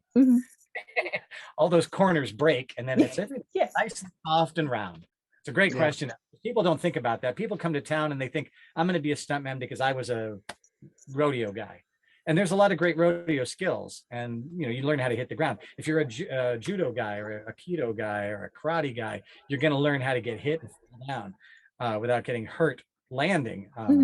So there are a lot of those skills. And then some of it you just learn because you were a skateboarder, you were a guy that rode horses, you did mountain bikes, did boating, you did precision driving. Ideally, you did all those things. So, when it comes down to doing a car stunt, they're going to pick somebody who's really got very, very specific skills there. But I was the passenger. I didn't have to have any skills. I've been in plenty of cars I've been run into. I just sit in the passenger seat and hold on, shut up, and hopefully you don't get the glass in your face. Because I think it's hard, you've got that natural instinct like we were talking about before. You said you got hit with a meat truck to not want to protect yourself. Yeah. Sometimes the shot is very different from reality. I was telling earlier about Return of the Living Dead Part 2, and I'm getting hit by a meat truck, and I I said, it was Gary Davis. I said, Gary, can I put my hands up like this? And he said, you don't need to put your hands up. You're not trying to protect yourself. You're already dead. So I'm like, so what do I do? He goes, just take it. Yep. Sometimes you just have to just, it's going to hurt. But here it comes. And you there's, just do it. I'm in this prosthetic makeup and everything. So you really can't see my face go, because that's what I mean. I just remember thinking, oh my God. Because, again, like you said, it's natural to want to protect yourself. It's instinctive. So you actually have to say, I know what I'm supposed to instinctively do, but I'm just going to let this meat truck clean me out. Just nothing about it. And we did it twice, and the second time probably wasn't any better than the first. Because I know that I think the first time I put my hands out in front of me, just like a little bit like this, just to give myself something to get hit instead of my chest. But instead, he said, I know you're afraid of hurting yourself. If you want to put on some more padding, go put on some more padding, but I can't have your hands in front of you. So I basically just padded up the entire front of me with every hockey pad and soccer pad and anything I could find that wouldn't show, something real clingy, and just let it hit me. I remember thinking, okay, let your air out before it hits you, because otherwise it's going to knock it out of you. And it's kind of one of those moments, I would call Lee for something like that and go, Lee, tomorrow Gary Davis is going to hit me with a truck. And he's like, okay, what do I do? Don't do anything. Let it hit you. Gravity's going to do the work. Gravity and the speed will do all the work. You just have to be, calm enough to let it happen. Yeah. You call up somebody, hey, I need some help with this. Sucks to be you. Yeah. Bye. I'll call your wife I'll call your wife if you don't come home. Yeah. I'll make sure somebody you like tells her what happened. Because I imagine you've got some pretty good injury stories, the both of you. I know, Lee, we talked about you breaking your hand in Scream 2 last time. Yeah, that's when I hit the window. Jurassic Park 2, I got stretched out pretty good riding the dinosaur. And I never saw a leg look worse than your leg. Man, that was a rough one. Majority of my minor injuries were all small stunts, like going through windows. I did a soft explosion one time. I've had 2 explosions go off and just pile drive me. And there were soft explosions. By soft explosions, they're very loosely wrapped effects. So you see more fire and smoke than you do the actual concussion and the shockwave coming off of an explosion. Both of them were very soft in that sense. And both of them just absolutely put me in the ground. One of them, I separated a whole set of ribs, and the other one just knocked myself silly because this thing grabbed me and put my face in the ground. And I mean, no reason for it. It was just one of those timing things, and the timing was there. I was basically, about probably literally, if you actually put a timer on it, I was at about 0.25 seconds late, which is about the blink of an eye. Mm-hmm. That difference was where my body was when that explosion went off. If I would have already been in the air, I wouldn't have had the effect. But no, I was a little bit compressed. I was just pushing off. The explosion hit, and the explosion was far away. I was 20, 30 feet from this thing. And it just pile drived me. I mean, I did a scorpion on it. It was I put my chin in the ground, my feet came over. It was a good wreck, Well, and oddly, the 2 times I got hurt worst were at an actual film was Elvira, which was very minor league stunt. That was the rib thing I told you about before, and the broken nose on the floor. For the most part, I got more hurt practicing for stunts than I did actually doing stunts. Probably the worst actual physical injury long term, I was put in a clothes dryer for a film. And the deal was some friends were playing their kids. Yeah, of course, they're kids. It wasn't a sequel, but I was put in a clothes dryer, and we were in a commercial clothes dryer. Mm-hmm. And you think about it, if a clothes dryer goes around about once a second. Okay, so think about being on the ground, getting in a nice little tuck, and doing a couple of somersaults for a minute, solid minute. That's 60 revolutions. Now, if you're not already dizzy, you're dizzy. Yeah. And what would happen is each time this thing turned upside down, there wasn't anything else in there with me. And I wasn't big enough to brace myself inside. So every time that thing turned upside down, I fell and hit the back of my head. So by the time I came out, number one, I barfed all over everything. Mm-hmm. Two, I had a concussion and I was bleeding because I actually fractured my skull. And this was a stunt that was no big deal. It was just a little gag in the movie. You know, this was a quick little, like half a joke. They put the guy in there and then they can't get the door open. And as they're looking through the window, all of a sudden he goes, blah, and you just see barf on the window. And that's a joke. Well, we shot the thing 3 times.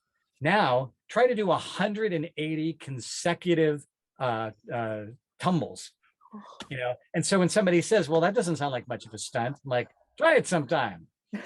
Not fun. No, don't try that sometime. No. Kids are not climbing the dryer for any reason. No. And they didn't have the heat on, but there were so many lights trying to illuminate that there was an actual body or person inside there that was living, that they had all sorts of lights put on it. So I think it was actually possibly warmer than an actual dryer would have been. So I'm inside, I'm dehydrated because I'm being bounced, and no dryer sheets. So I'm very staticky when I came out. I'm bleeding from my head and I barfed. And the first time I didn't barf. And the guy who was running it, this guy named Jim Halty, you suck. Jim Halty says, you got to climb back in there. I'm like, okay, well, I'm really dizzy, dude. If you put me in there again, I'm going to barf. And he goes, nah, you won't. I'm like, no, I guarantee it. I promise you, there is no doubt in my mind. I'm going to barf. Nah, you'll be fine. No, put a trash can. I step out of there. I'm heaving. And again, I step out. I was not wrong. Got sick all over. He goes, can you do it again? I'm like, oh my God, I'm dizzy. I'm concussed. I'm, miserable. And from that point on, he called me Little Ralphie. And I was on a set, whether he was running the show, I just happened to stop by, Little Ralphie. Like, you know what? You climb in there. And he goes, the next take, I did have to climb in there for you. That was your job. And I had to do it. Okay, that's uncool. But hey, man, concussed and vomiting, not a good day at work. No. Don't go into stunts, kids. No. Now they would just probably just CGI it. Like, why would you put a person in there? Kid's going to come out concussed when he's going to throw up all over you. Yeah. Cheaper to do CGI now. That's another thing too. When you think about stunts, so many stunts now can be CGI augmented, if not entirely CGI. There's a big thing where they talk about Tom Cruise and all the practical stunts that he does. And yeah, the man does some pretty ballsy stuff, but it's kind of not necessary. If you look at any of like the Marvel movies, they did the one where Nick Fury, I think it was Captain Marvel, Nick Fury, they had him at 30 years ago, and they still had Samuel L. Jackson do the voice.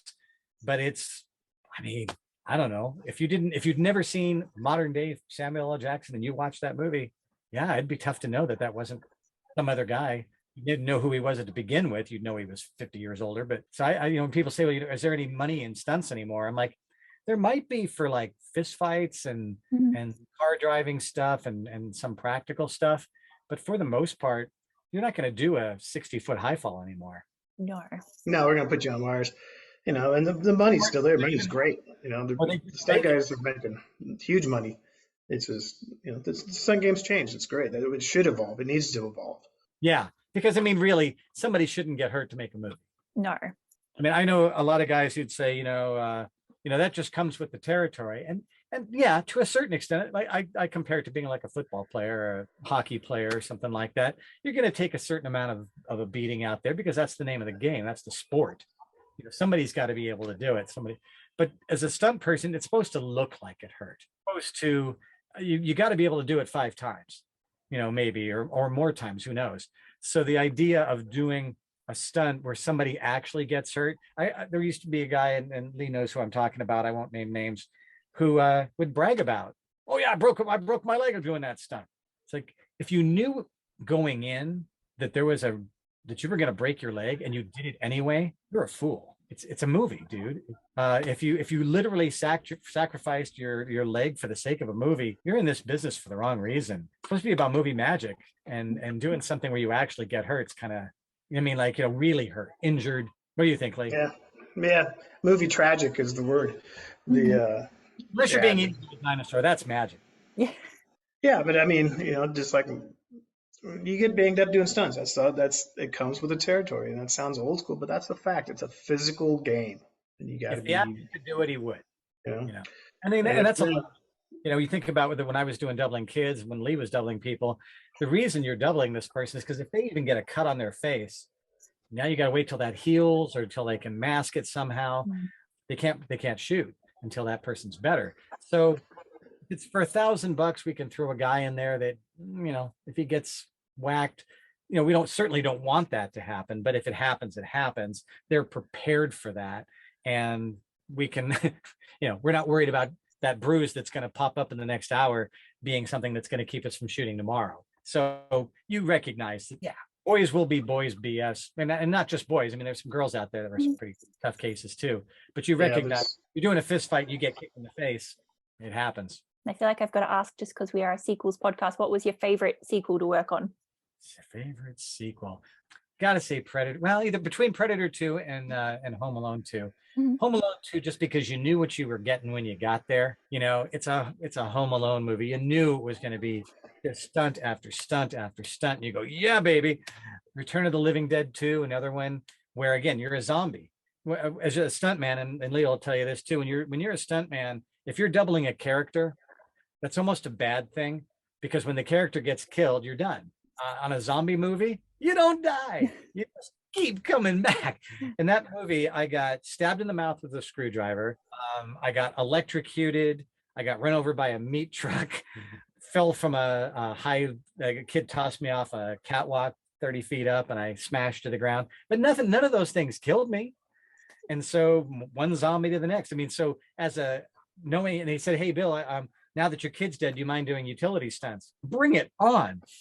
I never realized how much fun a zombie movie would be, because it's just mayhem. And zombies, you know, unless you shoot them in the head, then your zombie's dead. Kill the brain, kill the ghoul. And then Home Alone 2, just because even the ride out, they said, hey, we're going to send you to New York. They sat me next to Jackson Browne, the American recording artist, very cool guy. And I sit down and he says, hi, my name is Jackson. I'm like, I know, dude, that's so cool. And then I get there. The funny part about getting there, I'd never traveled first class before, and I didn't know what it was like to be on a film out of town. And so I get to the airport, I look and I see this guy in a black suit and, you know, got his little cabbie hat on. He's got a sign that says Perry. And I said, wish that was me. And I go get a cab and I get to the hotel and they're like, how'd you get here? And I said, I took a cab. And they said, did the driver didn't pick you up? And then I'm seeing the guy. Okay, that was me. I'd never been treated nicely before. So I'm like, no, gosh, I looked all over for him too. I must have missed him. I must have got past him before he.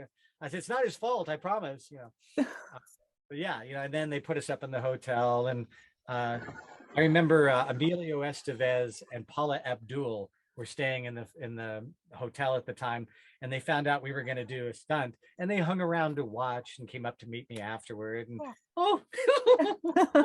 yeah, it's that kind of thing. It's again, it goes back to just recognizing that no matter what you got to do, it was still way more fun than a day job. And yeah, so yeah, a favorite sequel, I would have to say it's any one of those three. They were both like long-term, you know, I was on the show for a while. They did well. And when I look back at them, I go, huh? You know, I think I actually put together a video of every film I ever did. If it was just the film with me in it, I would say, Lee, what is your film? Maybe a minute and a half, 40 seconds? How long was your movie? Yeah, not that long, you know, because 3 days of shooting equals about 10 seconds of film time, screen time. So I think I took my entire film catalog, if you want to call it that. It puts the log in catalog. It's about 41 seconds of actual screen time. 12 years of doing film. You took just the frames I was in, not the sequence, the frames. Because, and you know, Lee, I always say Lee got lucky. Being the screen character, they don't have to not show his face because he's wearing a mask. And so that's Lee, because he's killing Drew, he's killing Principal Hembry, he's killing Jada, he's doing all those things. So he could be on camera the whole freaking time. When you're the stunt double, if they can tell it's you, somebody did their job very poorly. Yeah. You know, you're edited poorly, you're not a great double, whatever the reason was. Yeah, you didn't do the stuntman hide correctly, right? Yeah, you didn't have your hat down, you know, whatever they needed to do. Yeah. So for the most part, my amount of screen time with the and what added 30 seconds to my 41 seconds was Predator 2 because it's me, and I didn't have to hide myself, and I got to do the stunt that was part, as part of my acting job. So I got double time on that. But for the most part, you do all of this. I did 12 years, I think, 12 years of stunts in 41 seconds. Not a lot.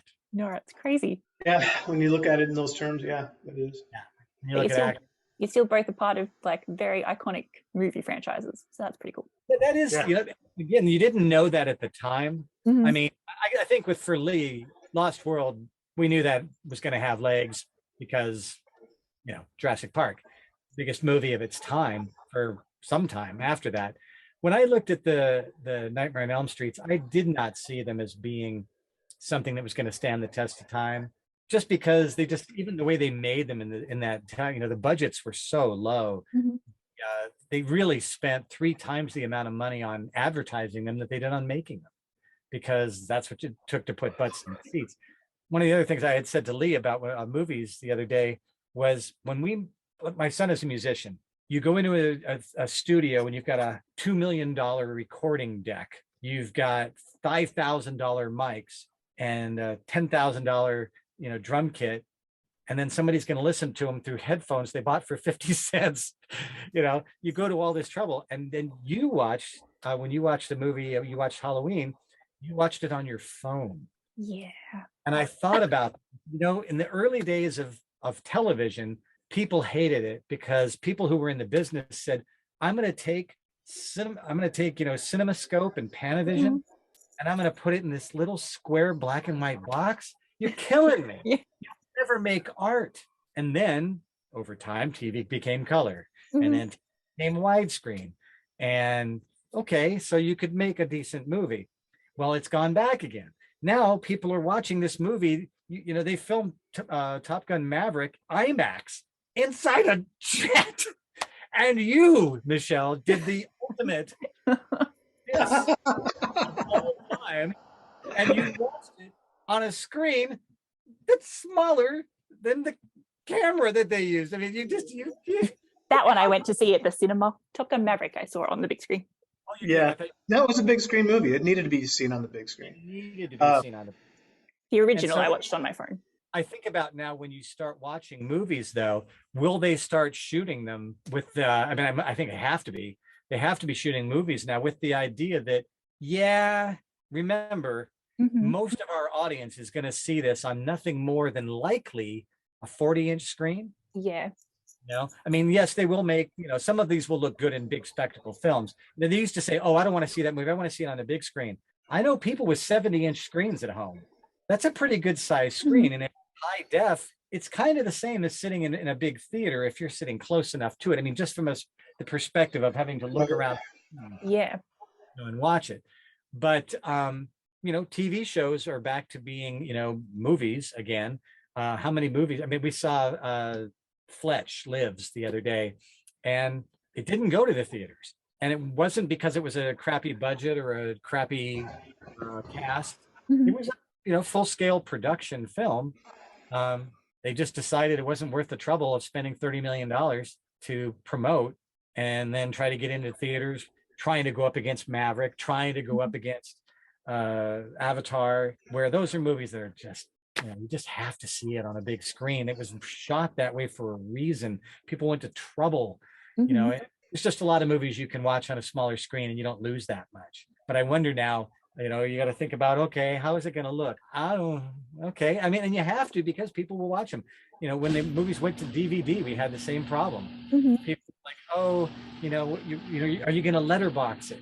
Yeah. Like, well, we don't want to pay for doing letterboxing and standard TV resolution. Now almost everybody's TV is letterbox, but instead of litterbox. But it's different. I know roughly how old you are, Michelle, but you haven't seen some of these transitions, and I wonder, is it going to, what's going to be the next change? What other devices are you? I mean, I saw something the other day where somebody had, they were like a pair of Google contact lenses, and you could put them on, and it would project the movie on your eyeball. And so the idea is there is no looking away. The screen is completely encapsulating in a three-dimensional way, because it's all of your field of vision is filled with this movie. And that puts you back into making sure that that film has got some detail. You can't, now you want spectacle again, literally and figuratively, spectacle. But I think, that as you look at, sequels down the line and stuff like that, if somebody's going to make a movie, what's the next technology that's going to immerse you in a film? And and if it does that, movie theaters just barely reopened in my part of town. Will they ever, if that happens, say goodbye to movie theaters, because you'll just put these things on and it'll be better than the biggest screen that you could ever see. And then they go back to making movies that are spectacle again, because the technology will demand it. Gosh, I'm like thinking in the future. I'm Elon Musk without the racism. And the millions and millions of dollars, yeah. Billions and billions of dollars, yeah. Yes. You're like Elon with no money. And without the, the brilliance and all that. Yeah. Right. Well, I feel like I've got one more question. I should probably wrap you guys up because it's been about 3 hours. I'm sorry. No, I love it. No, so I was just going to ask, what is both of your favorite movie sequel of all time, to put you on the spot? Go ahead. Lee, you don't have to be in it. It could be any sequel. Yeah, any sequel. I know mine, but go ahead, Lee. Let me chew on this one. You go ahead and take it. So I don't think about this one for me. I've got two. It's a toss-up. T2, Terminator 2. Only because once again, they just took the special effects thing and just went freaking batshit crazy. The scene where he throws the T-1000 against the wall and he doesn't turn around, he just like morphs through the other, literally turns himself around. There are certain scenes in that where I didn't know how they did it and I didn't care. I was so deeply suspended in the disbelief of that moment. I thought it was the coolest thing. And then Aliens. I loved the movie Aliens so much that I really didn't think they could do anything to make it better. And they just did. Sigourney Weaver's performance, my wife is a big fan of Moonstruck. Share one for Moonstruck over Sigourney Weaver. Sigourney Weaver, in those moments where you see her just sweating blood and stress and just ready to die, she's looking at a tennis ball on the end of a pole. That's acting, baby. There's times where she looks and you don't even know what the monster looks like yet, but whatever she's looking at must be scary as fuck, because look at the look on her face. That must be something so much worse than I imagined, because look at her face. That movie was so frightening, and you really don't see the monsters till way in on that one. It's another one. I think you're 43 minutes in before you see even one monster. And definitely then they bring out the big monster, the mama. That was just, take it and just ramp it up. And I remember there was a certain scene where I said to the guy sitting next to me, a good friend of mine, I said to him, they're acting like the movie's over, but they haven't rolled the fucking credits. What's going on? Knees to your chest going, oh God, what are they going to do now? That's what, to me, if you can, and I think Lee would agree with this as well, if you can suspend my disbelief after however many movies we've been a part of and watched, and watching movies for the most part is very dull. Watching them be made, it's very slow. Like you said, 10 seconds of video. I think they get 1 minute of actual video, or one actual bit of frames per day. So I don't know how many, 24 times 60, whatever that is. That's how many frames they actually use in a day. So you can imagine how long this could take to do a really involved, involved special effect and all that stuff. Imagine trying to act under those miserable circumstances, to the point where somebody like Lee and I, who've watched this shit all our lives, go, God, that was so scary. Yeah. How do you scare somebody who knows how it's done? It's like trying to Penn and Teller showing you a trick and then saying, oh, here's how we did it. You lose a little something because you see the magic behind it. But fortunately, they're good enough to go, now we're going to do it again, but this time we're doing it with glasses, that you can see through. And you're like, no, how can you do it? You just, and now you've screwed me over.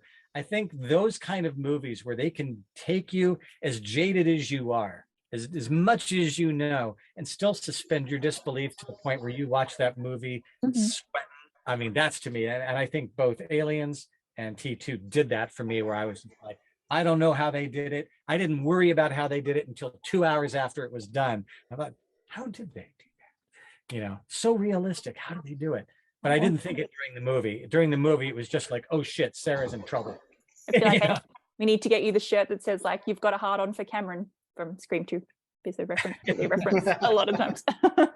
All right, Lee, yours now. You've had plenty of time. So yeah, actually, I was going through my feeble memory banks, and sequels suck because I'm sitting here going I'm looking at sequels, and Home Alone 2 was a great sequel, but it's not like what's my end all be.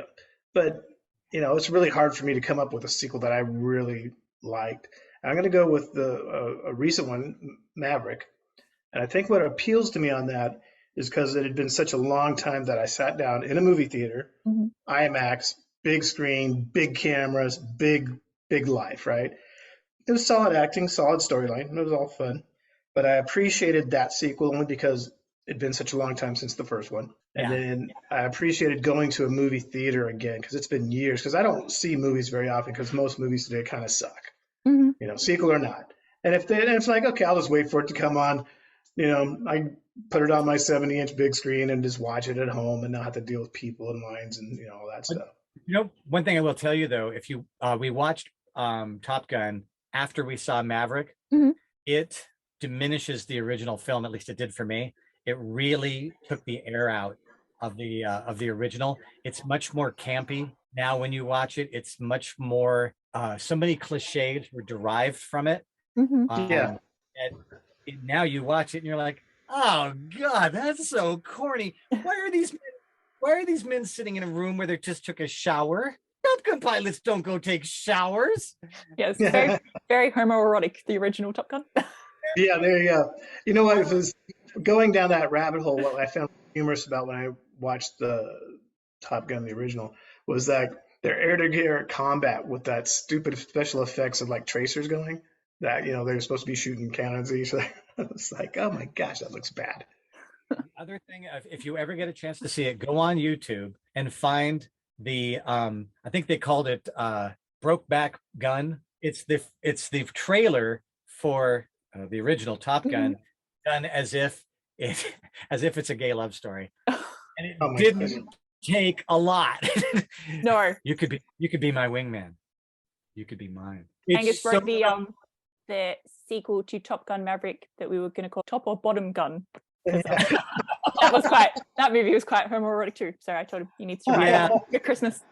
There's a fair much in there, yeah. And so as you watch, I think that's actually one of the things. I mean, I think a good sequel won't ruin the original. I think that's why Scream 2, where Lee would tell you that's true as well. If the original was so good that it was even possibly better than the original, because the original was so good that they somehow managed to top it. I haven't seen a lot of 2s that were better than 1 if 1 was bad but successful. Yeah. I remember watching the original Nightmare on Elm Street and not really being that frightened by it, and I felt like the continuing sequels of Freddy just got to be formulaic. And it was just like, yeah. Hit her in the head with a TV, make a puppet out of him, and all these different things. And those were definitely gross. But to me, scary is different than gross. Scary is imagine this happened to you. Scary is watch that person and experience it through their eyes, or putting yourself in their position rather than just somebody's head goes bye-bye. Yeah, it's alarming, but it's it. So I think when I look at good sequel, I think you're right. I think there's a difference between being a scary movie and a slasher movie, right? Which is what I wouldn't call Scream quite a slasher movie, like Jason slasher movie, right? So yeah, Halloween slasher movie, Friday the 13th slasher movie, because that's what the genre was built on. And in a sense, so was Scream 2, but they had, just because it was a little bit of a departure from the formula, I think it kind of skates some of that. But yeah, there's a whole difference between suspenseful and scary is really a different, not a different genre, but it's a different vibe or feeling than slasher movie. And I'm not because slasher movies, and you expect it. I want to see heads get cut off with a machete. That's what they're for. I wanted to say I'm not against slasher movies. I mean, there's some of them can be entertaining, for a certain, and there are certain people who really like torture porn kind of stuff, which I don't enjoy. But whatever makes you happy, go and. But to me, when I look at some of these movies, what made the sequel suck was that they didn't bring anything new to the table. They just changed the circumstance. They changed a character here or there. They didn't bring anything out new, and that's where the sequel comes away. I have to say, I think I did like Home Alone 2 better than I liked Home Alone. I think I do too. I liked the setting. It's a Bugs Bunny movie in the end. He just reaches off stage and he grabs a flaming, torch or something, whatever Bugs Bunny needs, he reaches off screen and he brings it on. And that's what, Kevin does in those movies. And if that's, since that's what's coming, perfect. You walked in, snakes on a plane, baby. What did you expect? Yeah, true. Because the burglars in that movie, both of them, they should be dead, right? As stuntmen who have, oh my God, they hundreds shouldn't of be alive. Yeah. There's a great website that talks about how much damage could one person do, and they went through Die Hard and said, okay, based on anatomy, John McClane died at least 15 times, no doubt about it. Dead, broken bones, immovable, torched, whatever. He's dead. Concussions, blasts and all that stuff. He's dead many, many, many times. But that's not why we go to him. But yeah, and then the Home Alone, once again, somebody drops a brick from 3 stories and it hits you in the head. It's not just gonna leave a mark. God. And it's almost, they just did that Grinch remake where it's, I think it's called The Mean One, and it's like horror film Grinch. I think it's, just take my word for it, it's being made before too long. Somebody's going to do Home Alone for real, as if it was real people, and they're going to drop bricks on people's heads, and it's going to cave in their head like you expect it would. And it's going to be like they're going to turn Home Alone 2 or Home Alone 10 or whatever into a slasher movie. And that's how they'll do it. When Kevin lights your head on fire, you actually burn. People, we should trademark this. We could probably make it happen. Thank you. Probably so. Yeah, I'll edit this bit out so no one knows. Yeah.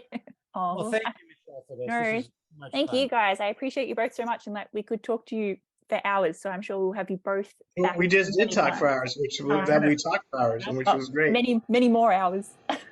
Absolutely. Tell the guys, sorry I missed them, and I wish they could have made that. And if for any reason they want to go back and do this, if they do watch it, which they damn well better, watching you. Yeah, they better. Cable, Angus, both of you, talking to you like you're over there. You watch this and you go, oh shit, that was so much fun. We blew it. You're right, you did. But because I'm that good a guy and Lee is that good a guy, we will do it again if necessary. Yes. Well, no, we will. We've already got a standing date with Lee for Scream 6. What? Yes. Yeah. Listen to this. Give him the download. Tell Bill what we're doing. As soon as we've watched it, we're going to talk about it, do an episode of it, and we want to do like a live YouTube if we can, so people can join in and ask questions. So they get to see, because things are based off, they get to see Scream 6 before we do up here in the States. Like, I think, what is it, a month or 24 No, hours? I think it'll probably be like the day before, a couple of days before usually. Oh, yeah, because the time change alone would do that. What you're going to do, you're going to turn your camera on, you're going to do a Zoom meeting, and we're going to look. So the premise is that they get to see it about 24 hours before we can catch it up here in the States. So as soon as we get a chance to go see it, then. So ignore all messages from me, because I will spoil the hell out of it just because I can. Yeah.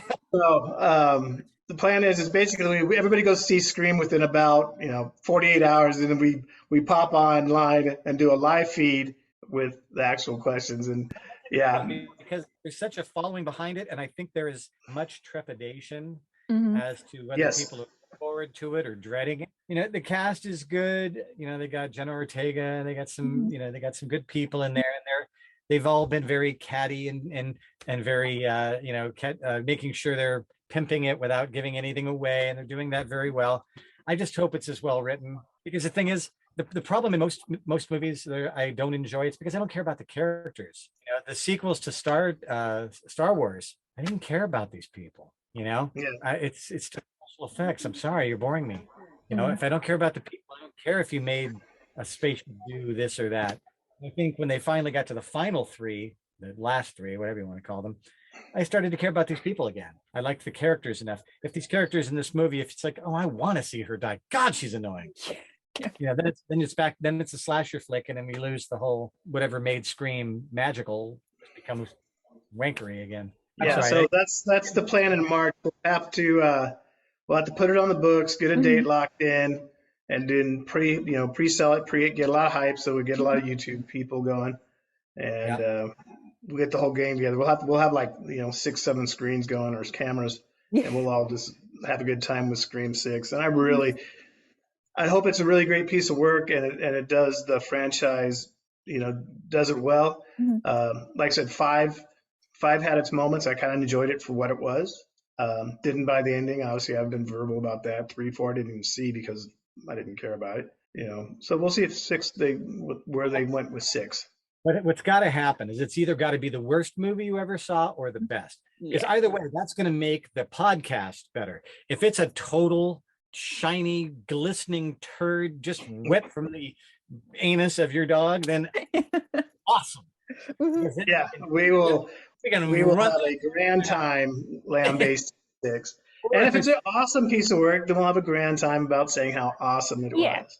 It needs to be really good or really, really super bad. And I'm sure it'll be one or the other. I mean, I guess it could be mediocre. Like, the final Halloween had its moments. Fortunately, they ended about minute 4. Long movie for only those first 4 minutes. You guys saved me a lot of time. Oh, good. You guys saved me like 200 minutes, I think. That's the first 5. Thank you. There you go. All the best stunts in movies are in the first 5 minutes because sequel king. And then it turns into a bunch of singing and stuff. I don't know. No, but we'll definitely have you both back on. I know we want to get you back on, Bill, to talk about Nightmare on Elm Street 3 and have a full movie episode. So yes, if you want to have questions about that, I'll watch them so that I remember them. Yeah, I'll have to watch them again too.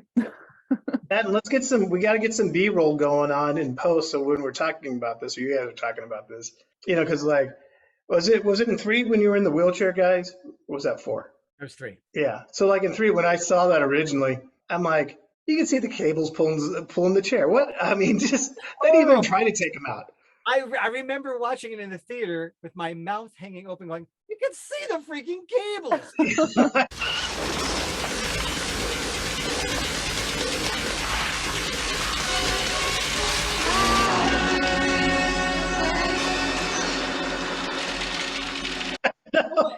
see me I'm running like trying to avoid the cable. Watch that moment, and you can't unsee them. No, you can't. Because they're so obvious, you can't unsee them. Talk about suspension of disbelief. You see the cables pulling the stupid chair. It is the most obvious bad special effect. It's the most unspecial effect of all time. And I remember watching it in the theater, and my friends were there, and I was just like, I was just trying. Yes, I need to get some popcorn and some Drano to pour in my eye, because that was the biggest piece of crap. Oh my God, people! I have to wonder. We did it like 3 times. That was the best one. What did the others look like? You probably see the guy going in the back going. Yeah. Too fun. Someone's not doing their job. I gotta get off here. I gotta get some other stuff wrapped. I just got back to SoCal yesterday, so thanks for everything. I appreciate it. Bill, good seeing you. We'll catch up soon. Shell, great seeing you. Yes, you too. Abel, Angus, when you guys come on, get on here, man. Let's go. We'll have another good time. And if for some reason we don't all catch up before then, I'll see you guys mid-March. We'll have a great review of Scream 6 because it is going to be epic in some department. Somewhere it's going to be epic. And we'll have one way or another, it will be epic. Sounds good. Well, thank you. All right, I appreciate you guys. Everybody be safe. Have good holidays. You too. Merry Christmas. Merry Christmas. See you soon. All right. Bye. Thank you so much to Lee and Bill for joining me on this bonus episode of Sequels Suck. Don't forget to like, subscribe, do all the things. Check out our social media, all linked below. And as always, don't forget, not all sequels suck. Keep the swing by Everclear. Never said I was innocent.